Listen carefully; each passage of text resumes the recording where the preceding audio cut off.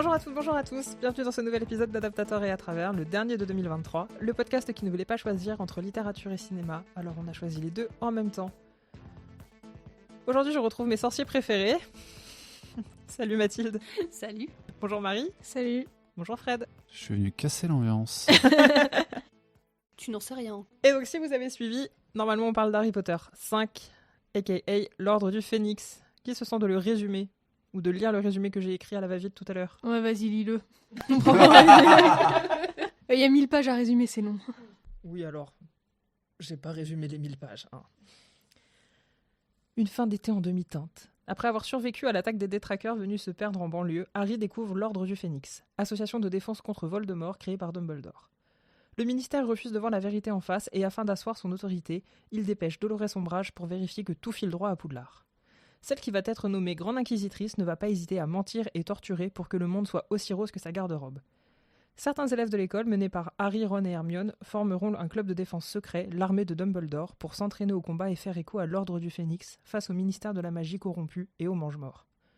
Évidemment, rien ne va se passer comme prévu, et c'est la merde car Dumbledore ne dit jamais rien alors qu'il sait tout. Franchement, je pense que c'est un très bon résumé. Cette dernière phrase résume, je pense, les 7 tomes. Oui, c'est ça, je me suis dit, on pourrait peut-être la garder carrément. pour 6 et 7. Peut-être pas le 6e.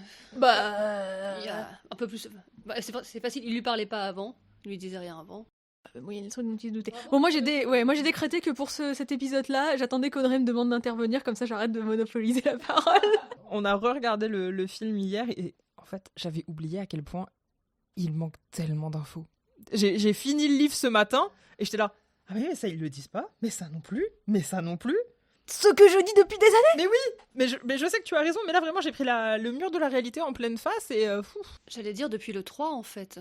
Que ce soit le 3, le 4, le 5, là il y a 1000 pages. Comme dirait Boulet, lourd est le parpaing de la réalité sur la tartelette aux fraises de nos espérances. Lourd et le tome, en fait. Voilà. Est-ce que tu veux tout de suite placer? Oui, je vais tout de suite placer mon anecdote. Alors, il y a un petit comics anglais ou américain, je ne sais pas, en tout cas anglophone, que j'adore, qui s'appelle le Suicide Rabbit. Et donc, c'est les aventures d'un petit lapin qui essaie de se suicider de plein de manières différentes. Donc, par exemple, un truc connu, c'est on le voit sur la tour de Sauron dans le Seigneur des Anneaux avec le gros œil et puis il met la salière sur l'œil comme ça, tu vois. Voilà. Et peut-être ce qui est mon suicide préféré du Suicide Rabbit, c'est qu'en fait, on le voit, il est sur Amazon, il commande l'Ordre du Phénix, et il se met derrière la porte. Et vous savez, c'est les portes américaines où il y a une glissière pour qu'il fait boîte aux lettres. Ouais. Et du coup, quand le livre arrive, bah, il se prend les 1000 pages sur la tête et du coup, ça le tue. Tellement le livre est lourd, en fait. Voilà. Merci d'être venu. Non mais j'aime beaucoup. Je connaissais Suicide Rabbit, mais ça faisait longtemps que je l'avais pas vu. Je me rappelais pas de... Et je confirme, je voulais terminer le livre dans les transports, j'ai lâché l'affaire parce que c'est trop lourd. Bah moi la dernière fois j'avais 8 heures de train et je me suis dit bah... Mais c'est un grand format que j'ai. Je vais prendre Harry Potter à l'Ordre du Phénix. C'est le grand format dans le métro ligne 5, non c'est compliqué. Et c'est dommage parce que j'ai un très très bon souvenir de cette lecture. Si un jour vous voulez discuter avec Mathilde à ce sujet, elle a fait toute un... Enfin, non, ça c'est dans mon imaginaire, mais elle a classé les lignes selon s'il est bien Si c'est possible d'y lire ou pas. Ouais. Faudrait proposer ce top à Charlie Medusa. La meuf qui a le tatouage du métro sur l'avant-bras et qui a classé les sièges des lignes de métro. Tout à fait. Puis les lignes, il faudrait effectivement lui proposer Je peux aussi vous parler des trains, parce que le Transilien, s'il n'y a pas grand monde, il est hyper confortable pour lire, alors que voilà, d'autres, comme le RER-E, c'est pas super, c'est pas top, on est trop serré. C'est parce que tu as les nouvelles livrées sur ta ligne. C'est ça. Ne te la pète pas, s'il te plaît. Non mais moi, à part tes transports, mais fascinée par Mathilde qui depuis des années vient en transport pour bosser et a tellement de Enfin, je ne sais pas comment tu fais. J'aurais déjà abandonné depuis longtemps. Qu'est-ce qui vous a choqué le plus? Alors là, je vais parler du coup aux gens qui ont lu le livre, hein, donc Fred, tu interviendras un tout petit peu après, si c'est ok pour toi. Je me mure dans le silence. Parmi les choses qui manquent dans le tome, qu'est-ce qui vous a le plus manqué? Je crois que je sais ce que Marie va répondre. Tout ce qui manque? Non. Je sais pas. Dobby. Déjà. Ouais, aussi. Dobby, le Quidditch, évidemment. Oui. Bah, comme d'habitude, en fait. Non, mais là, il y en a même pas un. Oui, mais. Là, il y en a même pas un et il y a quand même une. Bah, t'as la séquence de ballet au début. Il se dit, c'est bon, on a mis la séquence ballet. Ouais, mais t'as quand même tout le fait que Ron, il intègre l'équipe et qu'il est pas très doué. Et... Ouais. Voilà, on s'en fiche. Ron n'est pas très doué? Mais Non. quel scoop!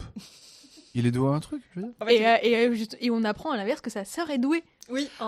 Oui, parce que du coup, oui, c'est vrai que Ginny... À la grande surprise de ses frères, parce que mais on l'a jamais laissé jouer avec nous. Bah non, mais elle attend que vous ayez fini et elle allait jouer dans votre dos. répliqua Hermione. Non, qu'est-ce qui manque d'autre pas mal de petits détails. Après, il faut aller vite parce que... En fait, ce que je me suis dit en regardant le film, je l'ai regardé hier soir aussi, c'est que ça va ultra vite. C'est très rapide. Moi, c'est vraiment la deuxième moitié du film, si on part de là, où je commence à me dire, autant la première partie, j'entends les difficultés, même si je me demande pour quelqu'un qui n'a pas lu ce qui ne comprend pas. La deuxième partie, c'est rushé pour n'importe qui, où on sent qu'il manque énormément d'informations.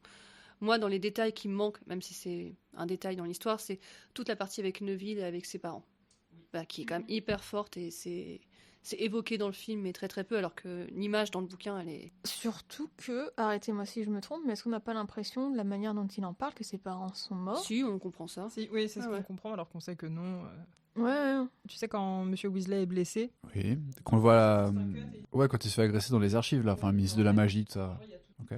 Oui, c'est vrai. Celui du deuxième tome.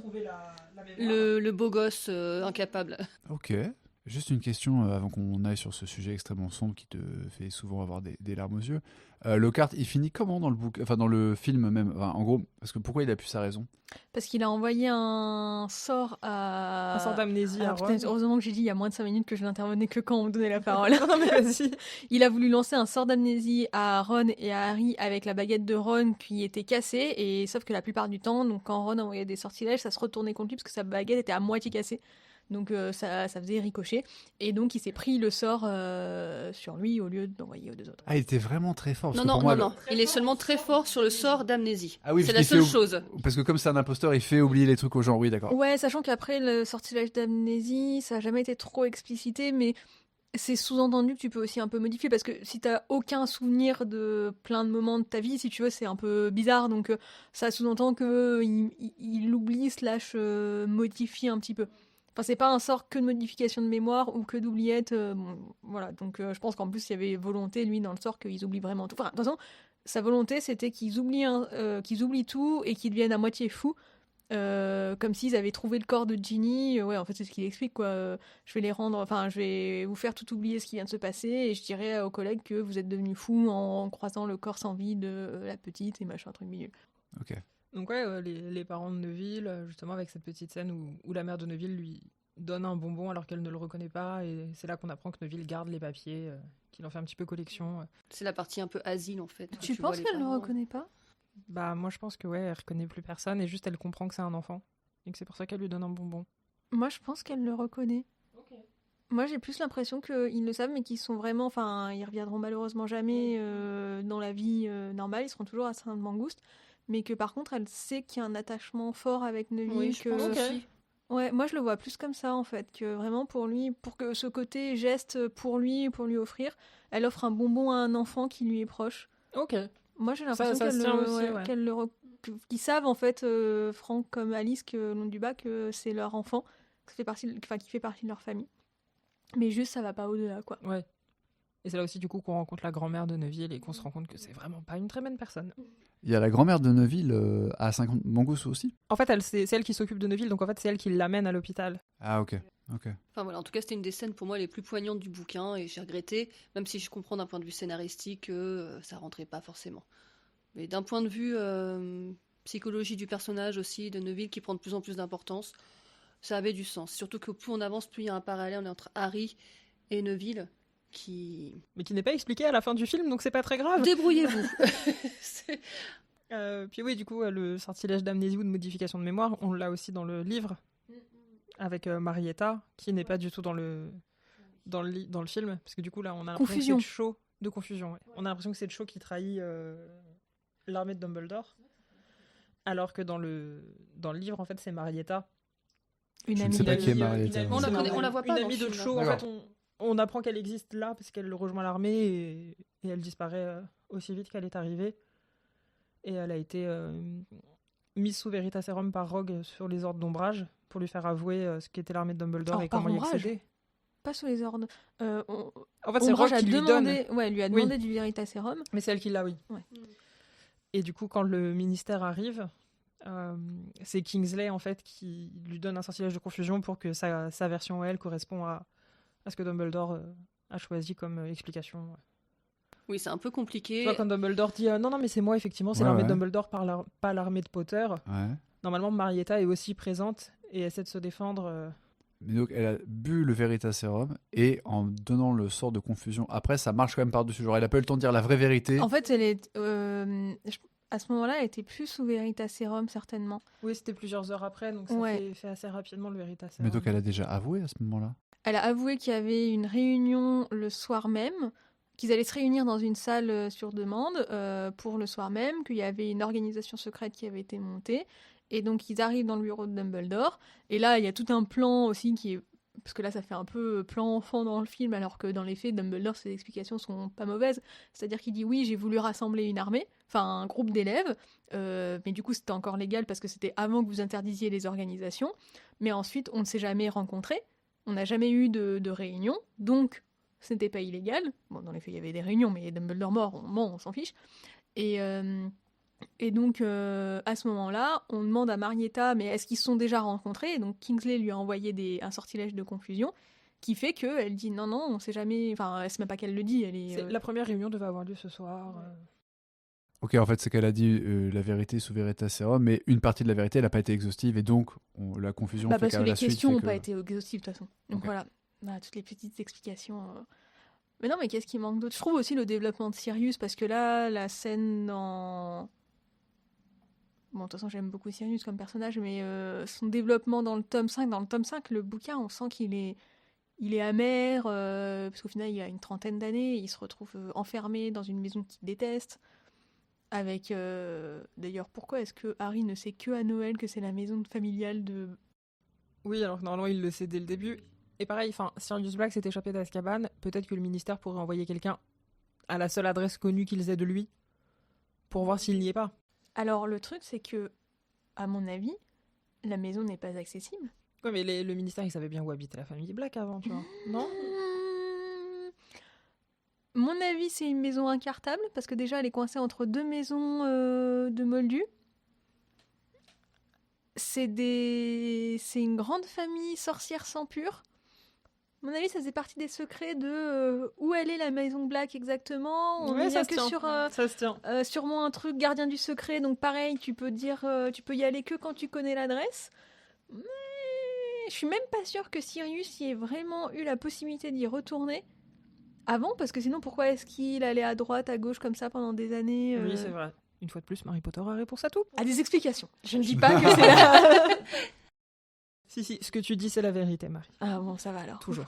Mais moi, je vais juste défendre un peu le Sirius du film, parce que c'est vrai qu'il manque beaucoup de scènes, mais je trouve que les quelques scènes qu'on a avec Harry et Sirius sont quand même suffisamment fortes, même si on n'a pas toutes les explications, pour comprendre que Sirius se sent coincé, frustré parce qu'il ne peut pas intervenir, et on voit le lien avec Harry. C'est sûr qu'on aurait mérité plus de développement, mais pour avoir revu le film récemment, et après je suis un peu traumatisée par le 4, et me dire que au moins sur le 5, il y a quand même un fil conducteur, et que les scènes avec Sirius sont peu nombreuses, mais elles marquent. Mais tu Donc, trouves qu'on sent sa frustration? Ouais, un peu, moi j'ai senti. Alors, est-ce que parce que j'ai lu le bouquin et du coup je le savais, ça c'est une autre question.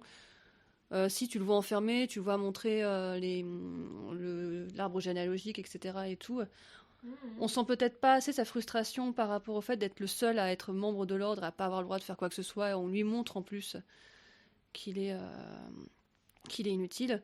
Là où la frustration moi, que j'ai eue, c'est par rapport à Rogue. Où toutes les séquences entre Rogue, Harry, etc. et tout, voilà quoi, c'est... Sirius, il n'y a pas beaucoup de scènes, mais je les trouve marquantes.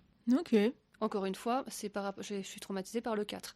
Donc en fait, en revoyant le 5, il est Moi passé aussi, la je suis semaine traumatisée par le dernière, 4. C'est pas si pire. je fais, tiens, il y a un réalisateur. Déjà, tu vois, ça fait bizarre. Il y a une sorte de fil conducteur, pas extraordinaire, mais en fait, il y a le personnage d'ombrage qui permet quand même d'avoir un scénario. Mais en partant du 4, ça pouvait que être mieux de toute manière. Et donc en fait, si la scène à Sainte-Mangouste, elle n'a pas été mise dans le film, c'était par problème de budget, puisqu'ils auraient dû construire un plateau supplémentaire. Et en gros, tout ce qui manque là, basiquement, c'était problème de budget. La confrontation entre Molly et l'Épouvantard. Ouais, bah ça Oui, après... c'est- Ça, bon, Mais attends, le film, il rapportait combien? Enfin bref, il y avait de l'argent.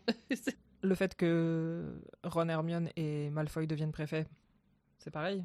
Ouais, ça... Bon, ça, ils disent, ouais, pareil, dans les mêmes problématiques. Oui, enfin, Des tu problèmes pouvais de faire budget une scène dans Poudlard, Ça dure une minute. et tu ça dure montres, une minute, et tu hmm. montres qu'effectivement, tous les trois sont nommés préfets. Sauf Harry, il y a aussi ce côté-là. Ce que je regrette vraiment, moi, c'est le personnage de Harry qui a quand même subi un trauma, on le voit un peu dans le film. mais il n'est pas assez en colère dans le, Oui, c'est ça. dans Alors le que dans livre. il est en colère tout le temps. Il est en colère tout le temps, ça se comprend. Là, on le voit, mais pas assez. Puis il y a les limites, je trouve, là, de Daniel Radcliffe sur ce coup-là, où en fait, il est encore trop lisse. Alors que dans le bouquin, vraiment, on est à la fois sur la crise d'adolescence, le trauma et la Et le fait qu'il en ait frustration, marre quoi. qu'on lui cache des choses. Oui. Et puis après, le côté lisse, je pense que malheureusement, ça c'est une saga jeunesse, ado, cinématographiquement. Oui, dès le début, les personnages, de toute façon. Ouais. Ouais, mais en même temps, ça parle d'un sujet. Enfin, toute la problématique qui est liée à la mort de Cédric Duchovny. Diggory. Et en fait, il y a un truc par rapport au deuil et au traumatisme en fait dans ce bouquin, du côté de, enfin dans ce bouquin, dans ce scénario quoi, du côté de Harry. Et du coup, c'est vrai que c'est un sujet un peu mature et tout. Et donc il y avait matière. À partir du moment où tu sais que que le livre que tu adaptes, il parle de ça. Et en plus, c'est récurrent parce que même c'est abordé quand il embrasse Cho et qu'Hermione lui fait du décodage, tu vois. Et il dit ouais mais Cho elle pense à Cédric, mais donc machin. Hein. Personne ne peut penser ça sans exploser. Tu vois la photo de Cédric dans la salle d'entraînement. Enfin, ça sert un peu de fil rouge. Donc, même si c'est du jeunesse, il y avait quand même moyen de dire bah oui, enfin, c'est un truc. D'ailleurs, il se passe des trucs graves. Enfin, je veux dire, Sirius meurt et tout. Tu vois, c'est quand même un peu. Oui, oui. Surtout que plus on avance dans la saga, le 7, il est plus adapté aux jeunes enfants, de toute manière. Donc c'est vrai qu'ils auraient pu avoir l'audace, je pense, dès le 5, en rajouter un peu. Même si on voit quand même son deuil, comme tu dis, on rappelle Cédric et tout. Mais par rapport au bouquin, où il est bien plus sombre, Harry. Ouais, tu vois, on voit son marqué. deuil. On voit son deuil, mais on le laisse pas faire son deuil. Ni de Cédric, ni de Sirius, ni des gens qui vont mourir dans l'épisode 6. Vraiment, il a pas le temps de se poser et de juste de processer ce qui s'est passé. Et c'est pour ça qu'il est de plus en plus en colère. Ah, tu veux dire que c'est un pattern récurrent dans les livres, en fait, où l'action, les rebondissements sont tels qu'en fait, il a jamais le temps de processer. Ouais, puis on attend tellement de lui, parce qu'en fait, c'est je l'élu, pense que il a pas Harry, le temps. il mérite une bonne dizaine d'années de psychologie à la oui. fin du 7. Hein. Ah bah, je sais pas si les psys à Sainte-Mangouste sont conventionnés, mais... Ouais, ça va, il a plein d'or dans son coffre. C'est ça. En plus, c'est l'élu, donc celui qui a survécu, donc à tous les coups, les psys le prennent gratos, tu vois, ils ont tous envie, au contraire, d'étudier et de Il faut bosser en avec faire lui. une thèse. ils se relaient, tu sais, ils sont Mais tous ouais. là derrière un écran. Donc la première ligne de mes notes, c'est dès le début, les explications sont nulles, il manque trop de choses. Notamment sur l'ordre du Phénix, qu'est-ce que c'est, pourquoi... Il n'explique pas ça. Il explique rapidement quand même ce Ouais, qu'est mais l'ordre c'est du très Phénix. rapidement, Bah, de toute alors façon, que là, tout est rapide. Enfin, Alors que là, du coup, ouais, Harry, il est tout seul, personne lui répond, enfin, on lui donne que des banalités dans toutes ses lettres. Il arrive dans cette maison, en fait, il se rend compte que bah, tout le monde est au courant de tout depuis le début. Il arrive quand même à assister à la première réunion, je crois. Non, Non, t'as les oreilles, là, ils utilisent. mais ça fonctionne. Ils Dans le utilisent- film, Ah, tu parles du film ou du livre Dans le livre. Non, dans le livre, ils s'entendent pas, mais. Ils sont en train de... Enfin, en gros, il arrive, Molly lui dit non, faut que tu montes parce qu'on est en train de terminer une réunion. Et il assiste. À la fin, il y a Bill qui est en train de ranger des trucs. Et du coup, Molly le dispute en disant ouais, faut que ce soit rangé dès la fin des réunions, pas quand les gens arrivent. Et il demande des explications à ce moment-là. Et il en a, comme dans le film, là, pour le coup. Ouais, plus Sirius ou lui moins... explique tout. C'est à peu près fidèle le début, même si ça va très vite. Ouais, mais j'ai trouvé qu'il manquait quand même un petit peu d'explication. Évidemment, mais en fait, par rapport à la suite, ça va très vite. Je me demande vraiment comment quelqu'un qui aurait vaguement le souvenir du 4 peut rentrer dans le 5 et capter quelque chose. C'est qui ces gens qui viennent le chercher? Ok. Ah, le mec, là, je connais, mais c'était pas un méchant. Enfin, tu vois, t'as Maugrey Folloy qui débarque. Pour les gens qui ont juste vu le film, je me dis alors. Et ah du oui, coup, c'est bon, on lui fait quand même confiance. Alors Ouais, qu'avant, c'est ça, il... c'est- ouais, il y a plein Même de les choses. personnages sont pas présentés. Tonks, on sait pas qui c'est. Non. On sait Bah, qu'elle s'appelle ouais. Nymphadora Tonks et qu'elle aime pas son prénom, mais c'est tout. Ouais, on sait pas que c'est une On sait pas que c'est une effectivement. orange, on sait pas qu'elle Oui, est c'est vrai que c'est pas métamorphomage. expliqué. Débrouillez-vous. Elle fait des blagues en CGI en faisant des grimaces avec des trucs d'animaux. Tu vois, là, c'est le budget du décor de Sainte-Mangouste qui pouvait C'est mettre, ça, à mon moi avis, j'allais hein. dire, je suis sûre qu'il y a des trucs à enlever où on aurait économisé la scène du dragon dans le 4, encore une fois. La on aurait plus scène de avec- budget. Et on aurait fait Sainte-Mangouste. La scène avec Paton qui bouffe l'oreille, ouais, c'est drôle 5 secondes, mais est-ce qu'elle était vraiment nécessaire cette scène? Je pense qu'ils voulaient rajouter des scènes un peu légères, montrer que regardez, les jumeaux sont en train de fabriquer des farces et attrapes. Mais du coup, comme Paton on l'a pas vu dans le 4 et qu'on l'a à peine vu dans le 3, bah. On s'en fout, c'est on un s'en chat. fout, on sait De pas toute qui façon, c'est magique. Là, on est Et puis, sur. voilà, pourquoi Paton qui est un mi-flaireur, pourquoi il irait jouer avec cette oreille-là alors qu'il sait ce que c'est? Est-ce que c'est son côté chat qui a pris le dessus? Tu vois, je veux dire, Parce qu'après, c'est pas expliqué dans les films que c'est Bah, un voilà. mi-flaireur. donc, Cela dit, dans les livres non plus. Hein. D'ailleurs, si je puis me permettre, les jumeaux, ils sont majeurs, ils ont le droit de faire de la magie, et tout ce qu'ils ont pour aller écouter aux portes, c'est une espèce d'oreille en plastique chelou. Enfin, c'est pas Enfin, pas très créatif. Je sais pas, il y a pas des sorts d'écoute, des sorts d'espionnage. Écoute, ils ont eu 6 buses à eux deux. Et ils ont passé trop de temps Ouais, à ils ont pas eu des réviser, très bonnes notes, à développer les produits de Ah farce à la ouais, trappe. si holes sur. Ouais, Parce qu'il faut en exactement. avoir combien en fait? Non, c'est peu importe. Ok. En fait, il faut juste que tu en aies certaines pour pouvoir continuer les cours, mais Tu vois, c'est tout, si tu veux, par exemple, poursuivre le cursus pour être aurore, il faut que tu suives du coup après les cours de potions, de tel truc et de tel truc. Il faut que tu aies certaines mentions à tes buses pour avoir accès à ces cours-là l'année d'après. Ok, mais alors si. Enfin, il y a pas de système de moyenne et tout. Il y a que les points pour la compétition des maisons. Là. D'ailleurs, on n'en parle pas ça d'ailleurs. Il y a plus Non. de 6 points pour Gryffondor. Alors que là, dans le livre, très joli stratagème pour qu'ils récupèrent tous leurs points à la fin. C'est oui. Mais là, particulièrement cette année. Et donc, il n'y a pas d'histoire de moyenne. Tu peux redoubler éternellement à Poudlard ou c'est comment? Il n'y a pas de redoublement. Ouais, il n'y a non pas vraiment d'explication là-dessus. Alors au final, on va nous sortir un seul redoublement dans l'histoire, et c'est juste parce que il y a Crabbe et Goyle qui redoublent. Bah, officiellement, non. Hein. Je crois pas. C'est non. pas officiel? À chaque fois, il y a eu un truc genre en première ou deuxième année où Harry et Ron ils disent oh bon bah même Crabbe et Goyle finalement ils ont passé mais bon ils pouvaient pas tout avoir non plus qui s'arrangent et Crabbe et Goyle ils sont toujours dans la même année que Ah, c'est juste dans le set où on s'imagine qu'il y en a un des deux qui a redoublé parce que l'acteur a été viré, c'est ça? Pareil, la bataille finale qui est beaucoup plus violente dans le livre que dans le film. Parce que vraiment, il y a plein d'élèves qui sont blessés. Genre, à la fin, ils sont tous à l'infirmerie.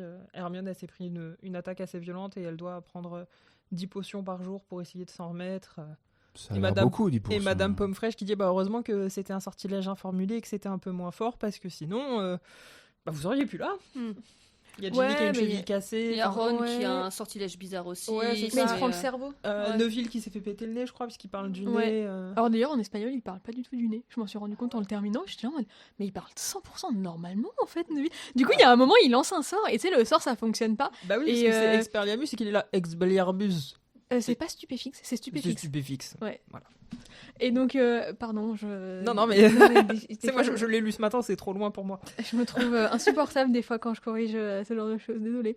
Mais du coup, oui, parce qu'en français, donc il est stubévix, et donc ça fonctionne pas. Et en fait, en espagnol, je le relisais, je dis mais il le prononce normalement. Donc là, ils nous font vraiment passer Neville pour une tanche qui n'arrive pas à lancer son sort, quoi. Mais en fait, c'est vrai, c'est ce que tu disais dans le 5, entre le deuil de Harry et cette bataille qui en gros a lieu entre des enfants et des adultes sorciers accomplis. Et on est encore sur quelque chose de très enfantin. On va pas trop blesser les enfants. On va montrer, bon, ils se font peut-être un peu éjectés. Non, même pas d'ailleurs dans le film, il leur arrive pas grand-chose en fait. Ils se font un peu stun en fait. Ouais, c'est ça. Et c'est vrai que je pense qu'ils n'ont pas voulu aller assez loin, alors que J.K. bah, elle le dit. Enfin, tu t'affrontes des adultes, bah, tu te fais. Oui, puis c'est Tu te fais pas défoncer, des quoi. adultes lambda, c'est des C'est adultes des qui sont mange-morts. vraiment, C'est des assez- mange-morts qui assez sont là, violents, qui peuvent tuer des enfants, ça leur pose pas de problème. Et ouais, tu vois juste un moment Hermione qui a un petit peu de sang sur la lèvre, là, mais bon... Bah, Ron, il termine, il a quand même un bel œil au beurre noir. en Oui. vrai. J'avais pas capté, mais il y a un beau zoom sur lui. Oui, mais il est pas en train de cracher du sang. Et tu vois, quand on voit le burner de Ron, à la fin du film, moi je te demande, il s'est fait ça comment? Ouais, non, mais par Tu contre, vois je suis d'accord. J'ai- Bah, c'était pendant la bataille, mais c'est vrai que Voilà, tu dis, bon, il a à peine. Non, la bataille, elle est plus Bah, surtout que dans le bouquin, il y a un truc où les aurores aussi, à un moment, Maugré, il est au sol, hein. Maugré, il est au sol, voilà, Tonks aussi. Enfin, tu vois que c'est assez violent. Genre, Maugré, il en affronte deux en même temps, et après, on voit qu'il est bah, stupéfixié, enfin, qu'il peut plus bouger. Non, la bataille est plus impressionnante, effectivement, dans le livre, avec l'arrivée de Dumbledore, ensuite, qui va te calmer tout ce beau monde d'un coup, où il te récupère tous les mange-morts qui sont dans la salle, et hop, c'est bon, ouais, on arrête les conneries, moi je gère ça en un coup de baguette. Parce que du coup, voilà, ce qu'on voit pas, c'est que ouais, les mange-morts, ils sont arrêtés. Ah ouais, parce qu'en fait, non, là, tu vois juste Bellatrix qui s'enfuit après avoir tué Sirius, Harry qui la suit alors que Lupin le retenait, et puis d'un seul coup, il le lâche. Donc, Oui, non, n'y va pas, oui, Harry, oui. je te lâche et t'y vas. Ah non, mais dans le Bon. scénario, faut le lâcher. Donc, Mais je crois que ouais. dans le bouquin, c'est un peu ça aussi, à un moment, Lupin relâche la tension, et Harry réussit il se débat tellement, en fait, qu'il finit par... Alors, expliqué comme ça, je comprends, mais dans Mais le film, non, je suis tu d'accord sais, que dans t'as le film, l'impression c'est que bizarre. Lupin s'est dit, non, bah c'est bon, ça, il s'est calmé, là, c'est bon. Ah non, il s'est pas calmé. Et bah, je vais rester là, hein, voilà, tranquillement. Et du coup, c'est vrai que tous les autres disparaissent, t'as que Bellatrix qui arrive, Harry, Voldemort qui est en mode do it, comme l'empereur du côté obscur dans un certain film d'un mec fan de Pulp. Et après, Dumbledore qui arrive, effectivement, du coup, Bellatrix qui s'enfuit, enfin ouais, par la cheminée là, c'est la seule qu'on voit en fait. On voit Bellatrix tout. qui crie. Enfin, j'ai eu beaucoup de mal avec l'interprétation aussi de Bellatrix, qui est vraiment la pure sorcière hystérique. elle était plus nuancée que ça. Elle est terrifiante, hein, mais dans le bouquin aussi. Mais là, on a vraiment la méchante complètement folle. Oui, alors en même temps, je sais pas si j'ai vu beaucoup de films avec Bonham Carter. J'ai ouï dire que c'était son seul jeu d'actrice en fait. Je ne sais pas si pas c'est beaucoup elle de ou si c'est répertoire, la tu vois. direction qu'on lui a donnée. Mais Ouais, un peu comme je suis pas Vol 2. totalement d'accord.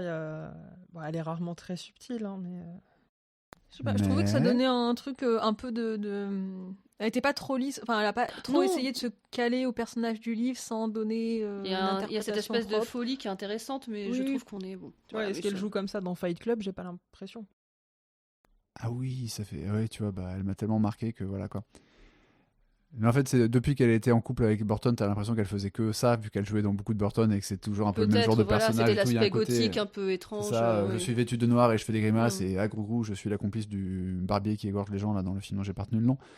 Mais, Sweeney euh, Todd. À la rigueur, effectivement, on peut faire l'argument que comme elle est très caricaturale, enfin que c'est, je fais des grimaces à gros, vu que le reste du film est très lisse, Oui, à la rigueur, au peut-être, moins, ça fait un oui, petit oui. peu de relief, Ouais, quoi. ouais, On pourrait mais le c'est vrai que défendre comme ça. ça détonne un peu aussi, et je suis d'accord, c'est peut-être pas la meilleure interprétation. Mais bon, je sais pas, c'est pas celle qui me choque le plus en vrai. Moi, je sais que ça me bloquait un peu, mais c'est peut-être parce que je l'ai vu en VF et peut-être, voilà, c'est encore plus ça. Mais oui, bah oui, il passait sur la TF1, j'en ai profité, je fais, allez hop, on va le regarder là, ce sera fait.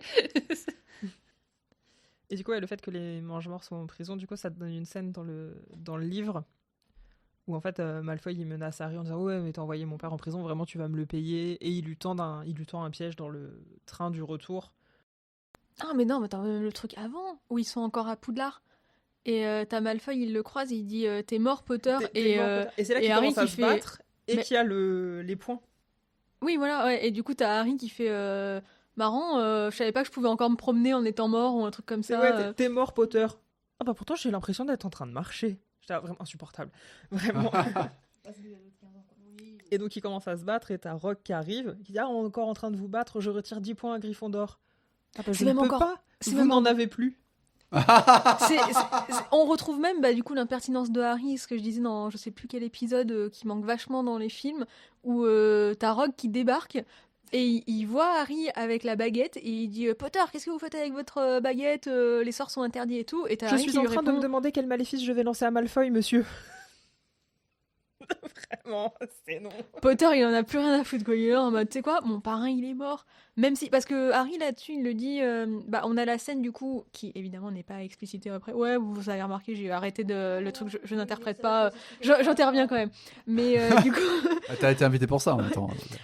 quand Rogue explique, quand Harry veut parler à Sirius dans la cheminée d'ombrage, pareil, là, ils y vont comme ça en mode ouais, c'est la seule qui est pas surveillée. T'es en mode ah bon, parce que les autres sont surveillées. Dans le film, tu sais pas qu'elles sont surveillées, mais ok. Donc ils vont dans le bureau d'ombrage, ils se font choper. Il y a une autre scène en plus dans le film, mais bon, dans le livre, mais bon, ok. Et donc il fait ce message subliminal à Rogue. Ils Pas de ont foot, ils ont ouais, trouvé pas de ils foot, ont je sais pas pas de quoi, foot là. molle et tout. Là où est caché ce que vous savez. Et donc Rogue fait je sais pas de quoi il parle. Ok, là-dessus c'est pareil dans le film. Et après dans le livre t'apprends que Rogue il pouvait pas dire à Ombrage qu'il savait de quoi il parlait. Mais derrière évidemment comme il fait partie de l'ordre du Phénix, il est allé appeler tout le monde pour s'assurer de savoir où était Sirius, machin, faire en sorte de comprendre que les élèves quand ils les trouvent plus dans le château, parce que pareil, soi-disant on peut pas sortir de Poudlard, sauf si t'es emballé, que t'es Dumbledore et que tu crées un porte au loin, ou que t'es Dumbledore avec un phénix tout court, ou que tu montes un sombral. C'est franchement tu ne peux pas sortir de Poudlard, sauf si. Et là t'as une liste de 25 possibilités de Qui comment s'adapte. sortir de Poudlard. C'est comme la grammaire française, sauf exception. Ouais, exactement, voilà. Et donc, ils se rendent compte que les élèves sont plus là, et qu'ils sont partis au ministère, quoi. Ils s'en doutent à ce moment-là. Donc, Rogue lance tout, sauf que Harry reste persuadé que Rogue a trop traîné et qu'en plus, il l'a pas aidé correctement pour l'occlumencie toute l'année, qu'il a fait que titiller Sirius et donc qu'il a pas été de... Bon, voilà. Il y a plein de choses qui font que Harry a quand même du mal à supporter Rogue encore plus qu'avant. Et du coup, qui fait que quand il croise Rogue, il dit plus rien à battre. J'estime que tu es en partie responsable de la mort de mon parrain, donc je te le dis que je vais balancer un maléfice sur ton élève. Ok, effectivement, on ne voit pas cet élément. Alors, on voit pas l'altercation dans le film, mais on voit pas toute la relation, toutes les subtilités que tu viens d'exposer là sur la relation avec Rogue. Et donc lui il veut retirer des points, mais Gryffondor n'en a plus. Et là, McGonagall arrive, puisqu'elle est sortie de l'hôpital. Car oui, McGonagall était à Sainte-Mangouste. Elle avait une Minerve. Franchement, c'était simple, mais elle est drôle.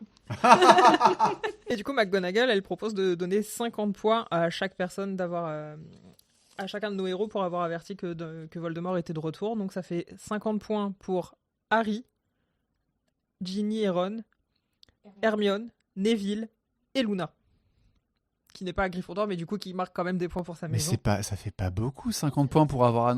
T'annonces le monde que Hitler est en train de tuer des gens, on te dit, ah ouais, non, 50 points pour une compète où il y a 800 points au total. Enfin, je sais pas. Et du coup, ils enlèvent quand même 10 points à Potter. Parce que vous vouliez enlever 10 points à Potter, je crois Professeur Rogue. Voilà, c'est fait. Mais du coup, ils sont quand même en tête, ils ont quand même réussi à tout remonter. Comme quoi, il n'y a pas que Dumbledore qui avantage généreusement. Ouais, mais McGonagall, c'est sa maison, tu vois. Et là, puis, bon. Ah ouais, j'avais posé la ses points, question. quand même, Je l'aurais ils bien ont vu à oui. Serdaigle. Gonagall, elle est un peu sévère et tout, Alors, tu vois. C'est un chapeau. C'est un choix pour Un choix comme fou. le professeur Flitwick. Ils sont... Flitwick, le nain. Ouais, Pardon, ils la sont- personne de petite taille. Warwick Davis. En fait, ils sont tous les deux choix pour flou Gryffondor Serdaigle. Et du coup, le fait qu'il soit directeur de maison. Mais Hermione Peut-être- aussi. Elle est pas Hermione chapeau. Et je crois que Neville aussi. Ah ouais. Ouais, il me Pouf semble que- souffle. Ouais, Ouais. Pouf souffle Gryffondor, ça avait été dit sur Pottermore. Donc peut-être que si le choix avait fait d'autres choix, Flitwick serait directeur de Gryffondor et McGonagall directrice de Serdaigle. Ça marche aussi, ouais. Parce que Quick, il est directeur de Serdaigle. Quick. Ouais, Ok. Flitwick. Il n'est pas que professeur de chant comparé à ce Ouais, parce qui... parce que normalement c'est un professeur de sortilège, hein, mais bon apparemment Il y a plus de là, sortilège. Film, il n'y a pas de cours de sortilège. Par contre, ils ont leur buse. Parce que c'est les seuls bus qu'on voit d'ailleurs, et en fait, il est en train de. C'est les bus de sortilège. c'est les bus de sortilège. Ouais, mais non, du coup. Il y a tout un passage aussi où Harry pose des questions à Nick sur comment on devient fantôme après la mort de Sirius qu'on voit pas dans le. Oui, qu'il espère que peut-être Sirius reviendra. Et voilà, et Nick qui lui explique que bah non, parce que Sirius a fait son choix et qu'il a aucune envie de revenir. Et que lui, s'il avait su, peut-être qu'il aurait fait le choix de pas être un fantôme aussi, puisque du coup c'est vraiment pas cool comme vie et qu'il regrette un peu. Ouais, puis il a l'air de dire quand même qu'il y a une histoire de lâcheté aussi dans le fait de rester fantôme. C'est que finalement, tu cherches à repentir, à te repentir de ce que tu as pu faire, ou t'oses pas aller plus loin. Et du coup, il y a ce côté un peu de rester toujours dans le passé et de pas oser aller de l'avant, et que ça peut être aussi une souffrance. Bon, c'est une souffrance pour toi pendant des centenaires, des millénaires, mais que c'est aussi une souffrance potentiellement pour les personnes qui te voient sous la forme de fantôme. Par contre, moi je trouve que, du coup, on voit pas Nick, moi on voit Luna là-dessus, et je trouve que Luna, c'est un très bon apport au final pour combler des manques. Déjà sur le côté avec les sombrales, c'est elle qui va expliquer ce que sont les sombrales à Harry. Normalement, c'est Hagrid, mais il n'y a pas de cours non plus de défense, de créatures magiques. Le de sang, pauvre en fait. Hagrid, de toute façon. Ouais, non, il n'y a En fait, pas. déjà, il m'insupportait souvent dans les bouquins parce qu'à chaque fois qu'il intervenait, c'était pour une connerie, enfin un truc qui mettait les héros dans la merde. Et là, il n'intervient vraiment que pour ça. On le voit, tenez, j'ai mon demi-frère, je sais plus là, et puis je me casse, ou je suis arrêtée, ou je sais plus ce qui lui arrive Ouais, dans le ouais. film exactement, parce Dans que le c'est un film, peu il arrive bizarre. rien. Il lui arrive rien dans Non, le film. il présente juste groupe et puis voilà. Oui, parce En fait, qu'on le il dit vire qu'il pas. va, il va être viré, quoi. Bah, si, en Oui, fait, oui, c'est mignon, parce oui, qu'on on le voit avec l'entend, Ombrage, et ouais, donc ouais. il dit, bah, je suis plus là plus longtemps, mais avant de partir, il faut que vous preniez soin de lui. Et tu peux pas le détacher et l'emmener quelque part ailleurs. Enfin, je sais pas, c'est le monde de la magie. S'il y a des géants, il peut pas les vivre chez les géants. Oui, c'est vrai que s'il a groupe, réussi à enfin. l'amener, a priori, il peut le mettre ailleurs. Mais comme en fait non. il est pas censé l'avoir ramené, et en fait dans le livre juste il va se cacher dans les forêts, dans la montagne. Mm. Dans la Mais après, il y a un montagne. truc aussi où il met quand même 4 mois à revenir avec groupe, donc pour s'enfuir au dernier moment, c'est peut-être un peu complexe. Mais oui, d'ailleurs, il demande aux trois de s'en occuper, mais au final, ils ont jamais besoin d'y aller. Puis ils ont peut-être pas intérêt. Et oui, ils s'en servent juste quand Ombrage est dans la forêt. Bah, d'ailleurs, un truc que j'ai pas compris, parce que quand il leur présente, il leur dit. En fait, je sais plus la formulation exacte, mais c'est en anglais, mais il dit en gros, il s'occupe, il est indépendant, il se nourrit tout seul, en fait. C'est là, oui, il demande Il- de la oui, compagnie, c'est juste de pour la parler Ouais, mais il est avec lui. attaché à l'arbre, en fait. Donc pour chasser, c'est pas très pratique, quoi. Bah, je pense que les géants ont quand même des manières de faire, mais je crois que c'est aussi... lui, il leur demande d'aller le voir pour lui apprendre l'anglais. Enfin, pour lui apprendre à parler et tout, à discuter. Ok, mais n'empêche qu'on le voit attaché. Et du Oui, coup, oui, je bien me Oui, dis, sûr. c'est bah, vrai que tu je me vois, suis c'est redit un dans le peu- film, c'est bizarre. Mais il est dans attaché Orange. dans le livre aussi, hein, de toute façon. Ah mais dans le livre il parle un peu. On comprend pas exactement tout ce qu'il dit parce qu'il a un apprentissage un peu difficile, mais dans le film, il fait que grogner. Bah, il n'y a pas que lui, hein, les centaures aussi, en le revoyant dans le film, je fais c'est un peu dur parce qu'en fait, il y a quand même toute une notion dans les bouquins de dire les sorciers en fait discriminent toutes les créatures qui ne leur ressemblent pas, dont les centaures. Les centaures, dans le premier film même, tu les vois, ils parlent, ils ont une conversation, enfin voilà, c'est des créatures intelligentes. Et là, tu vois des centaures qui grognent, tu comprends pas très bien. C'est des bêtes qui sont là. Enfin, c'est même pas une question de budget. Là, il suffisait de les refaire parler normalement, il n'y avait pas de souci. Ouais. C'est assez particulier, je trouve. En plus, ça correspond même pas à ce qu'ils ont fait au début des films. J'avoue que ça m'a, j'ai pas compris non plus. Bah pareil, ils n'avaient pas assez de thunes. Hein. Pour faire parler, ils sont là, les centaures. Tu rajoutes une voix, au pire ils sont un peu dans le noir. C'est pas compliqué. Non, je pense que c'était pareil. En fait, ils étaient obligés. Alors, j'ai pas lu le livre pour ceux qui n'auraient pas encore compris parmi nos auditeurs, mais je suppose que ça permet d'enlever de la complexité parce que si tu les fais parler, il faut écrire des dialogues et soit tu fais du coup des dialogues plats parce que c'est juste pour dire regardez, ils ont une bouche et ils parlent normalement. Soit tu dis on va faire des dialogues profonds et du coup ils parlent de quoi, comment ça s'intègre. Oui, bah après, comme tu vois quand même Ombrage qui leur explique que ce sont des créatures presque intelligentes, en fait c'est tout ça, c'est l'histoire du conflit du ministère qui finalement se rapproche de Voldemort, qui estime que les sorciers sont au-dessus de tout et que les autres créatures, bon certes sont intelligentes, mais faut pas déconner quoi, on est au-dessus d'eux. Là encore, c'est un truc, tu vois, je capte juste parce que tu viens de le dire comme ça. Tu dis le ministère se rapproche de Voldemort et donc ça explique parce qu'on voit les articles de journal dans le film qui disent ah oui, en gros ils ont réduit le territoire des centaures dans la forêt, je sais pas quoi machin, problème de frontières quoi. Et en même temps, le ministère, enfin le mec Fudge, un truc comme ça, c'est juste il veut pas croire que Voldemort revient, etc. Moi, quand je vois le film, je me dis pas ah ce mec est potentiellement un mange-mort. Alors pour le coup, il l'est pas. Suprémaciste ou quoi, tu vois. Il y a un gobelin, un elfe. On la voit dans le film, la statue ? On la voit, mais très rapidement. On voit surtout le portrait de Fudge. Ouais, on voit pas la statue. Enfin, on l'aperçoit, mais vraiment, on fait pas un focus dessus. Parce que je sais que par contre, elle était plutôt bien faite, non ? Quand je l'avais vue au studio Harry Potter, on voit tout ça. Ouais, elle est bien faite, j'ai peut-être pas intégré. Je vous avoue que j'ai passé les 2 heures et quelques du film dans un état de... Pas de somnambulisme, tu vois, mais... En fait, on l'a regardé... D'habitude, on regarde souvent avec le casque, et là, on l'a regardé sans le casque, donc...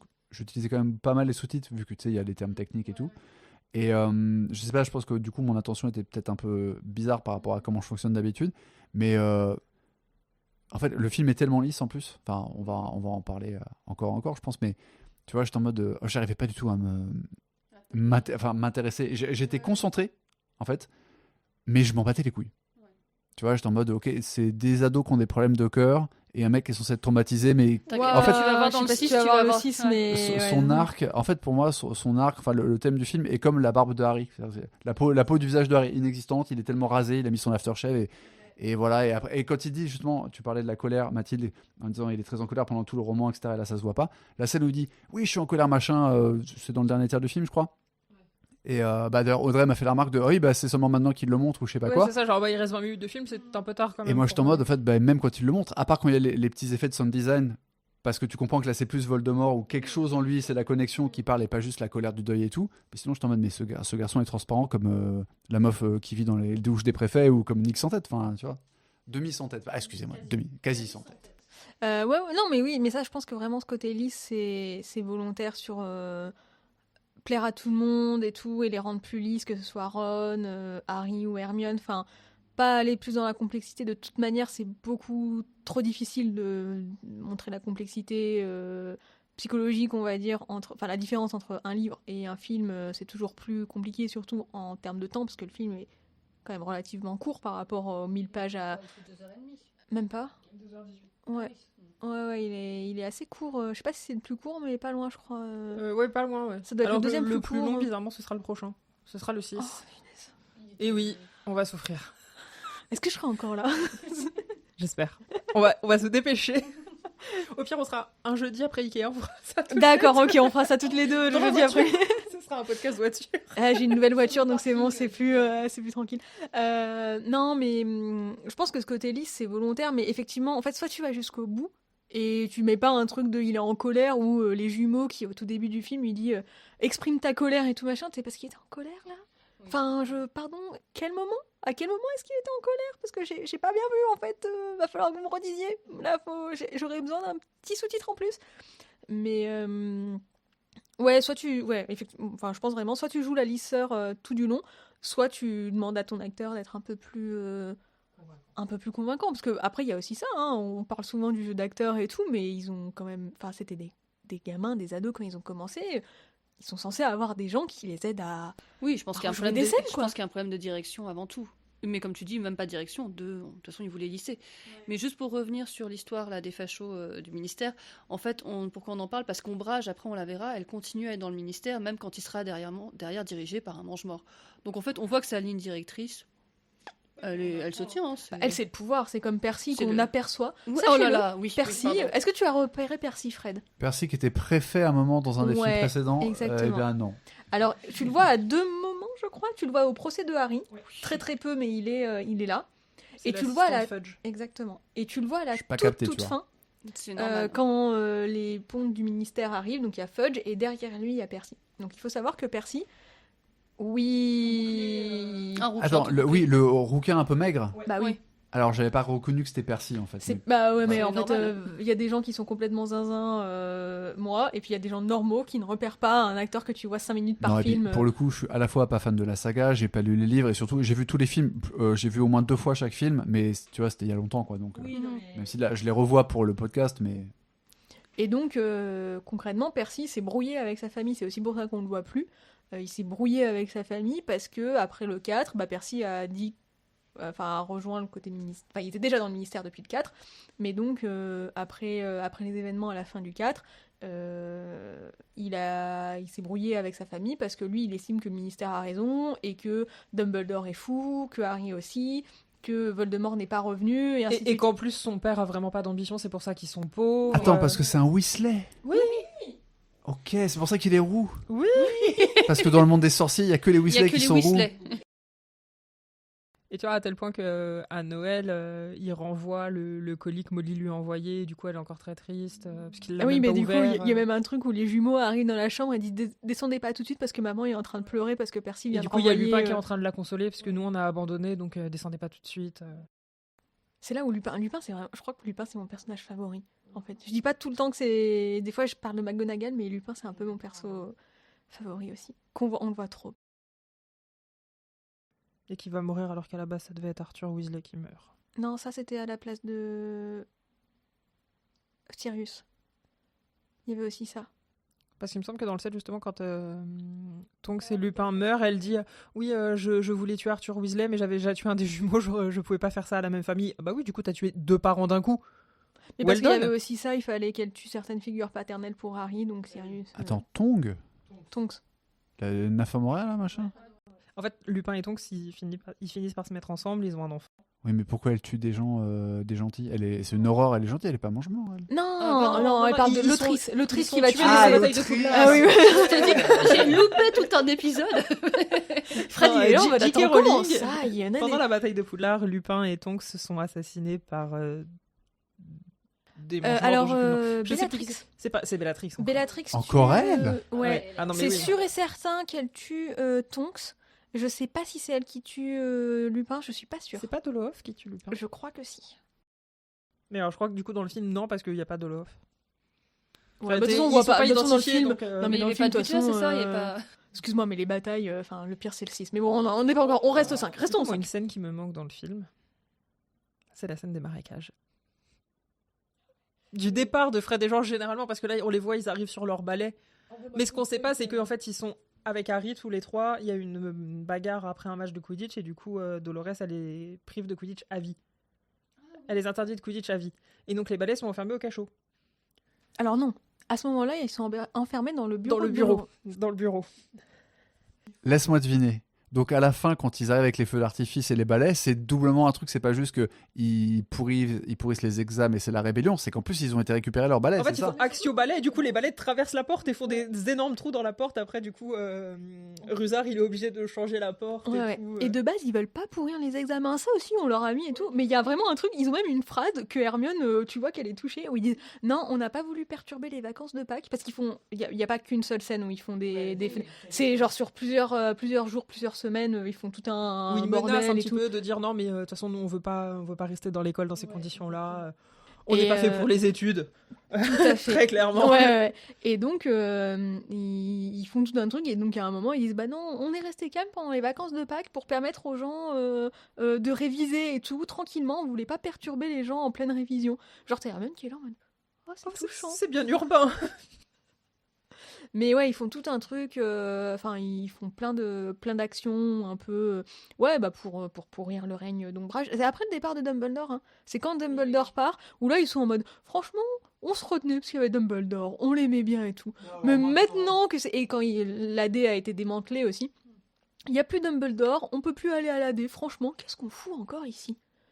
Que faisons-nous ici? Et puis il faut quand finalement même préciser Et donc, qu'ils ils ont font un plan tout de un- carrière déjà. Ils ont déjà l'argent, ils savent qu'ils vont pouvoir ouvrir leur boutique. Et en gros, ils testent là actuellement leurs blagues et leurs produits sur les élèves, potentiellement les justement- premières années, les premières années. Parce que justement, quand ils s'en vont, en fait, ils sont sur leur balai, ils disent ah, et puis si vous vous en voulez, 93 chemins de traverse, Weasley, farce et attrape, on vous attend. Ah oui, donc limite dans le film, quand on voit le W qui s'affiche, ça aurait été mieux qu'on ait carrément l'adresse pour qu'on comprenne que du coup c'est aussi de la pub en fait. Ouais. Ouais, ou au moins il y aurait indiqué Diagon Alley, enfin chemin de traverse, mais oui, non. Bon, après on le verra dans le 6 quand même. Ça, et mais- du coup, là, Harry avoue à Ron et Hermione qu'en fait, lui, il sait tout ça depuis le début, puisque c'est son argent du tournoi des trois sorciers, et que faut peut-être mieux le dire à Molly, parce que sinon, elle va s'imaginer qu'ils font des bails avec Modingus et qu'ils. Oui, Et bah en qu'ils fait font c'est de la ça, ils sont contrebande. en mode, ah non, Et mais... du coup, Ron. Non, mais du coup, si c'est ton argent, je vais pouvoir le dire à maman, ça va la rassurer un petit peu. Mais c'est même pas ça, parce que c'est que Ron, il pense qu'il va se faire défoncer par sa mère parce qu'il les a pas il les a pas Il les a pas surveillés surveillés, et alors qu'il est tout. préfet en plus Et maintenant. alors qu'il est préfet Alors et que tout le monde a été préfet dans la famille. Ouais. Ah oui, ça c'est vrai. Même Fred et George. Et non, justement. Ah. Et Molly a dit ah, je suis content, Ron, que tu aies été préfet parce que tous mes enfants jusque-là ont été préfets. Tout le et monde l'a Fred été et dans la George, ils sont là. Et nous, on est qui, des voisins de palier? Ah, leurs interventions dans les livres. Je suis pas très expressive, que ce soit devant des films ou devant des livres, mais Fred et George, quand ils... Enfin, ça me fait rire en fait. Je suis très peu rire, vraiment, moi, pour que je rigole devant un film, devant une série ou un livre, c'est très très rare. Mais leurs interventions, comme dans le premier tome, quand ils sont, ouais, elles nous envoient des pulls avec nos lettres de prénom, comme si on savait pas qu'on s'appelait Grey des Forges. Et c'est des trucs tout bêtes. Je connais le truc par cœur. Non, mais je connais ça par cœur, tu vois. Je les ai lus, les Harry Potter, je sais pas combien de fois, mais tellement de fois que je peux corriger les petits détails que vous dites. Et quand même, bah, moi, j'arrive devant ce passage et je dis, oui, il va y avoir la petite blague de Grey des Forges. Oh là là, oh, et nous, on est des voisins de palier. Mais donc ouais, ils ont vraiment tout un plan, ils font plein de bordel. Je sais pas comment ils commencent, je crois. Ils disent juste, ouais, évitez de vous retrouver dans tel couloir si vous voulez pas être considéré comme faisant partie de la blague. Et donc ils vont balancer un marécage portatif. Enfin, ils font tout un bordel sans nom. Ils font 2 ou 3 autres actions ensuite, et puis après ils en font une. Non, en plus c'est pour aider Harry à aller discuter avec Sirius à un moment. Oui, c'est ça, ils piègent des couloirs pour permettre aux gens. Et du coup, ouais, le marécage reste un petit moment parce que Dolores n'arrive pas à l'enlever. Ok. Mais Flitwick parvient à le retirer, mais en laisse un petit bout quand même en mémoire parce que Flitwick trouve que c'est de la très belle magie. Tu vois, on le voit dans le film faire yes. Et il y a un petit peu ça aussi dans le film, dans le livre où en fait il est très content de ça parce que c'est quand même un petit rigolo. Et non, voilà, ça c'est de la belle magie. Comment ça, c'est un petit rigolo? Tu dis ça parce qu'il est de petite taille? Non, mais il y a tout un truc de rébellion qui du coup est vraiment pas montré dans le film, où à partir du moment où Dumbledore part, tu sens que y a pas de respect en fait pour Ombrage. C'est pas qu'un truc de elle est chiante, elle est pas drôle et tout, et elle fait de la torture sur les élèves et tout. Il y a vachement plus que ça. Alors en plus surtout que tu vois, elle fait de la torture et enfin, ils disent rien, quoi, alors que McGonagall le sait, là, pour le coup, dans le film, elle le sait, alors que dans le livre, ça met vachement de temps avant qu'ils le sachent. Parce que là, dans le film, il y a toute la discussion Ombrage-McGonagall, où elle dit, qu'on voit. les Dans les méthodes escaliers. d'éducation... Ouais, exactement. Les La méthodes petite scène... médiévales. ouais, c'est ça. Et qu'il n'y a pas dans les livres. Mais tu te rends compte qu'il y a vraiment un truc de... Ils détestent tous Ombrage, et ils vont vraiment faire en sorte de lui pourrir la vie. Et donc... il y a plein de décrets complètement stupides d'éducation. Il y en a un, c'est les profs n'ont pas le droit de discuter avec autre chose, avec les élèves, n'ont pas le droit de discuter d'autre chose que de leur matière. Donc quand il y a des problèmes dans les classes, genre il y a les feux d'artifice de Fred et George qui viennent gêner les classes, et ben les profs vont dire bon bah c'est pas en lien avec ma matière, du coup je peux pas m'en occuper. Allez chercher notre grande inquisitrice en attendant. Enfin tu vois, il y a tout un truc de rébellion qui est super intéressant. Même Dumbledore part, Dolores le remplace. Et elle n'a pas accès au bureau de Dumbledore. Les gargouilles refusent de s'ouvrir. Enfin, la gargouille refuse de tourner. Et il y a un truc de... En fait, Poudlard la refuse. le château qui est magique la refuse. Tu vois, il y a même un truc là-dessus où c'est pas que les gens autour, c'est que même le lieu, le bâtiment magique dit que t'es pas la bienvenue, t'es pas censé être là. Ça se voit pas du tout dans le film. Après la scène où il y a le feu d'artifice final et où Wick Wick fait le petit mouvement de la main, genre yeah, on comprend bien que c'est pour montrer, oui, qu'il est contre, je sais pas, qu'il approuve le truc des jumeaux et tout. Et après il y a le côté comique, tu vois, la Ouais, merde, bien la scène sûr. est rythmée, c'est censé t'arracher un sourire, voire te faire beaucoup rire. Mais le truc c'est que, c'est pareil, je vais dire plastique, c'est pas le terme, mais en fait, on te met des briques de Lego visuelles. Alors, je comprends ce que la scène est censée vaguement m'évoquer, mais Ça dure pas assez dans le temps ça pour devient être anecdotique parce que je l'ai pas vu effectivement interagir avec Ombrage ou discuter d'Ombrage avec un autre prof, etc. Ce personnage, je l'ai vu juste à la cérémonie d'ouverture, je crois. Et encore, on le voit, parce qu'il est figurant, mais il n'y a Ouais, pas oui, oui. un gros plan, un insert sur lui ou quoi. Et du coup, son petit mouvement, c'est juste. Ouais, il est sympathisant de Fred et George. Enfin, tu vois, tu peux pas connecter, en fait, je trouve, sur la vie intérieure du personnage, en fait. Ouais, non, mais totalement. Ses motivations, Mais c'est ouais, très non, moi, absurde. franchement, cette partie où il y a toute la rébellion dans le 5, moi, je suis fan. J'adore ça. Et puis, un personnage qui est jamais. Bon, oui, il va y avoir tout un truc où les jumeaux vont faire une énorme. Enfin, un énorme bouquet final, finalement, où Harry voit pas tout. Harry arrive après, je crois, parce qu'il discute avec Sirius, justement. Et donc, ils finissent par se faire choper, les jumeaux, par Ombrage et Rusard. Et la brigade inquisitoriale qui est composée des Serpentards, qu'on voit quand ils chopent l'armée de Dumbledore, là. Ouais. Et ils se font choper, tu sais, et puis là, Ombrage, elle est en mode vous allez partir, enfin, vous allez être exclus, ou je sais pas. Elle fait tout un truc et tout, ils sont là en mode non, je crois pas. Non, non, nous, en fait, on a d'autres plans. De toute façon, nous, les études, c'est pas pour nous. On va partir. Et c'est là où il y a le coup de. Ils appellent Axio Ballet, qui font des énormes trous donc, dans le bureau d'Ombrage. Et puis, ils donnent l'adresse de leur. Ce que disait Audrey tout à l'heure, ils donnent l'adresse de leur local. Et puis surtout, un personnage qui n'est jamais présenté dans les films, à savoir oui. Peeves, l'esprit frappeur, qui est la pire enflure du monde, mais qui a son côté comique aussi. Je le hais. Oui, non mais. Et Peeves, c'est un esprit frappeur qui va emmerder tout le monde, tout le temps. C'est le but d'un esprit frappeur. Et il n'a jamais obéi à personne. Enfin, la seule personne à qui on l'a vu plus ou moins obéir, c'est certains fantômes, à savoir le baron sanglant, et éventuellement Dumbledore, encore qui se moque un peu de Dumbledore quand il lui obéit. Tu vois, tu sens que il le fait parce que c'est le directeur, mais en mode. Je le fais parce que je le veux bien, mais si je veux, je t'écoute pas. Ouais, Quoi. puis Ouais, c'est Dumbledore, il aime bien les blagues aussi, donc il est assez sympa avec Peeves. Ouais, donc quand c'est il ça. lui demande un truc, ok, il peut le faire. Il peut le faire, quoi. Et là, t'as un truc où t'as. Ah mince, alors, est-ce que c'est Fred ou est-ce que c'est George ? Je pense que c'est Fred. Ouais. C'est Fred qui va dire à Peeves, rends-lui la vie infernale à cette vieille peau, Peeves. Et t'as Peeves, il y a vraiment le truc où Harry dit, et Harry, qui n'avait jamais vu Peeves obéir à n'importe quel élève, l'a vu faire une révérence aux jumeaux, et du coup les saluer et tout, se mettre au garde à vous, machin. Et ensuite, t'as toute une partie où les jumeaux sont partis. Et là aussi, mais t'as un bordel sans nom encore dans le collège. Tu sens que tout le monde veut continuer cette rébellion à la noix. Et donc, t'as le chapitre d'après, ça commence. On dit oui, les profs appellent Ombrage dès qu'il y a un problème, machin, truc bidule.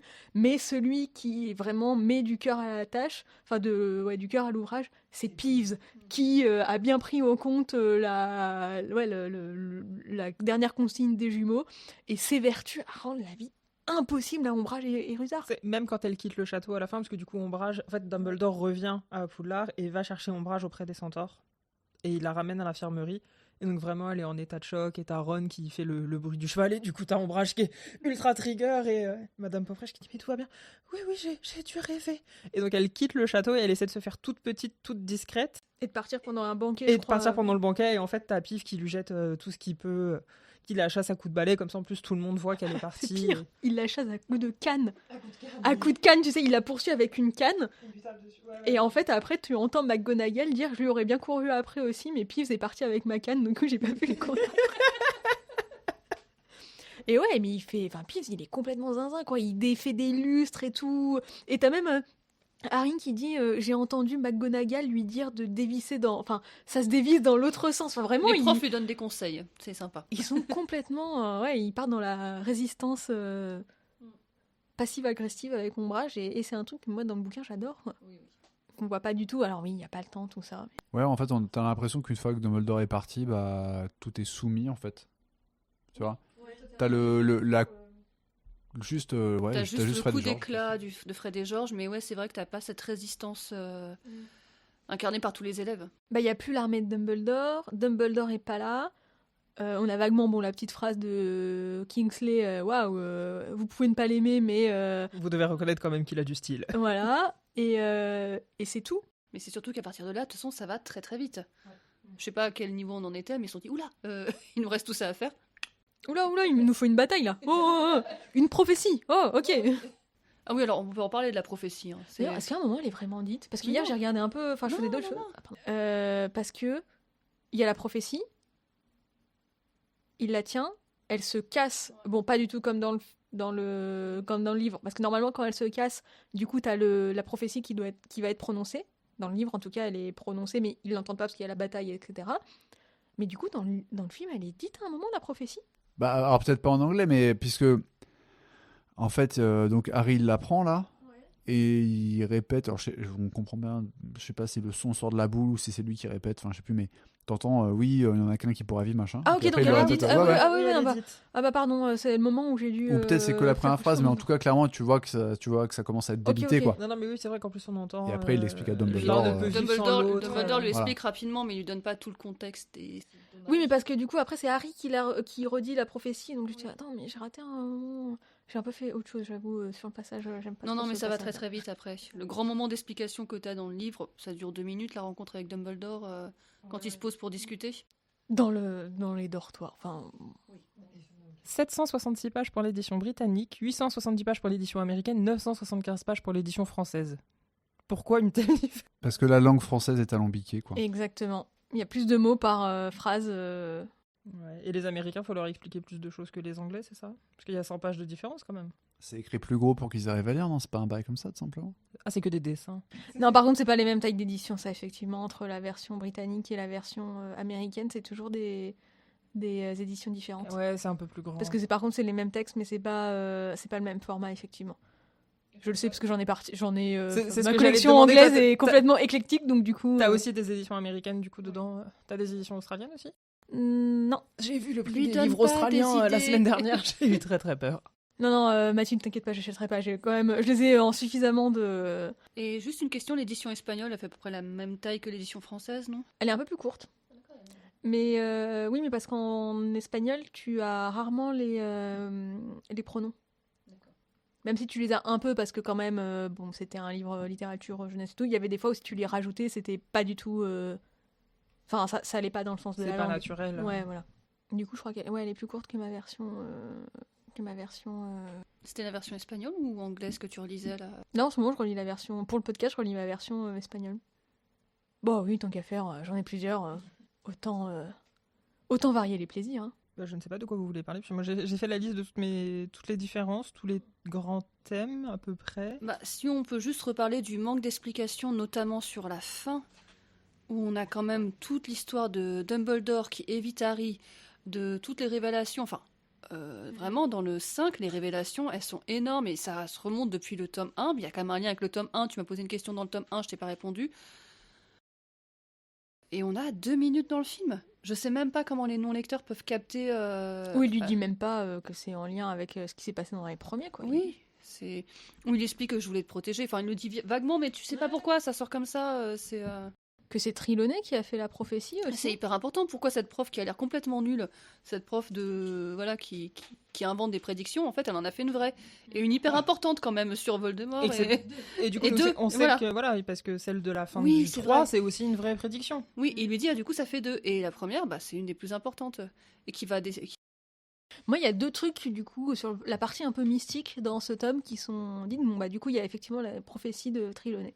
Comment ça fonctionne? Parce qu'au final, Dumbledore, il est là en mode je crois pas trop à tout ce qui est prédiction en fait, à la mince, comment ils appellent ça? Divination, merci, je trouvais plus le terme. Je crois pas à la divination et tout.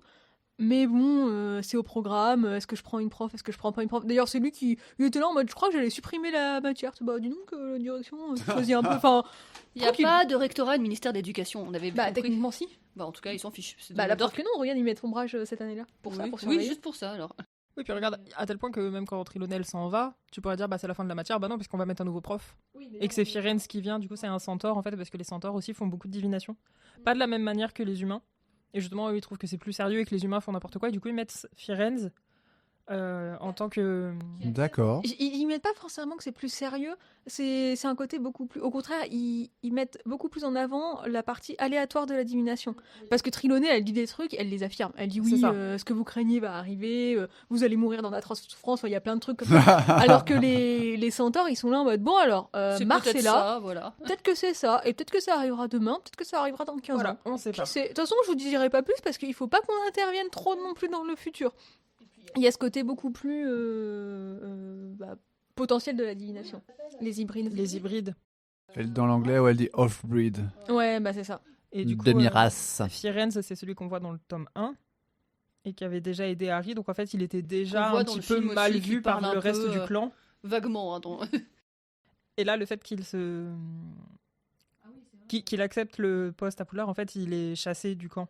Ouais, des centaures, il est banni parce que normalement, les centaures ne coopèrent pas. Oui, avec en les plus, il y humains. a le côté autre, la coopération, parce qu'il avait déjà aidé Harry. Il y a le côté donner de sa science et interférer dans le futur des humains. Alors qu'on a des connaissances, pardon, mais on n'est pas censé les partager. Et c'est vrai que du coup, bah, la divination, moi, ça se pose vraiment la question. On sait que Rowling déteste ça, qu'elle estime que c'est un... Bah, que c'est... Oui, son positionnement là-dessus, c'est ce qui est dans les livres, en fait, que c'est un faux truc, que c'est pas utile et tout. Et en même temps, là, ça sert quand même vachement sa narration.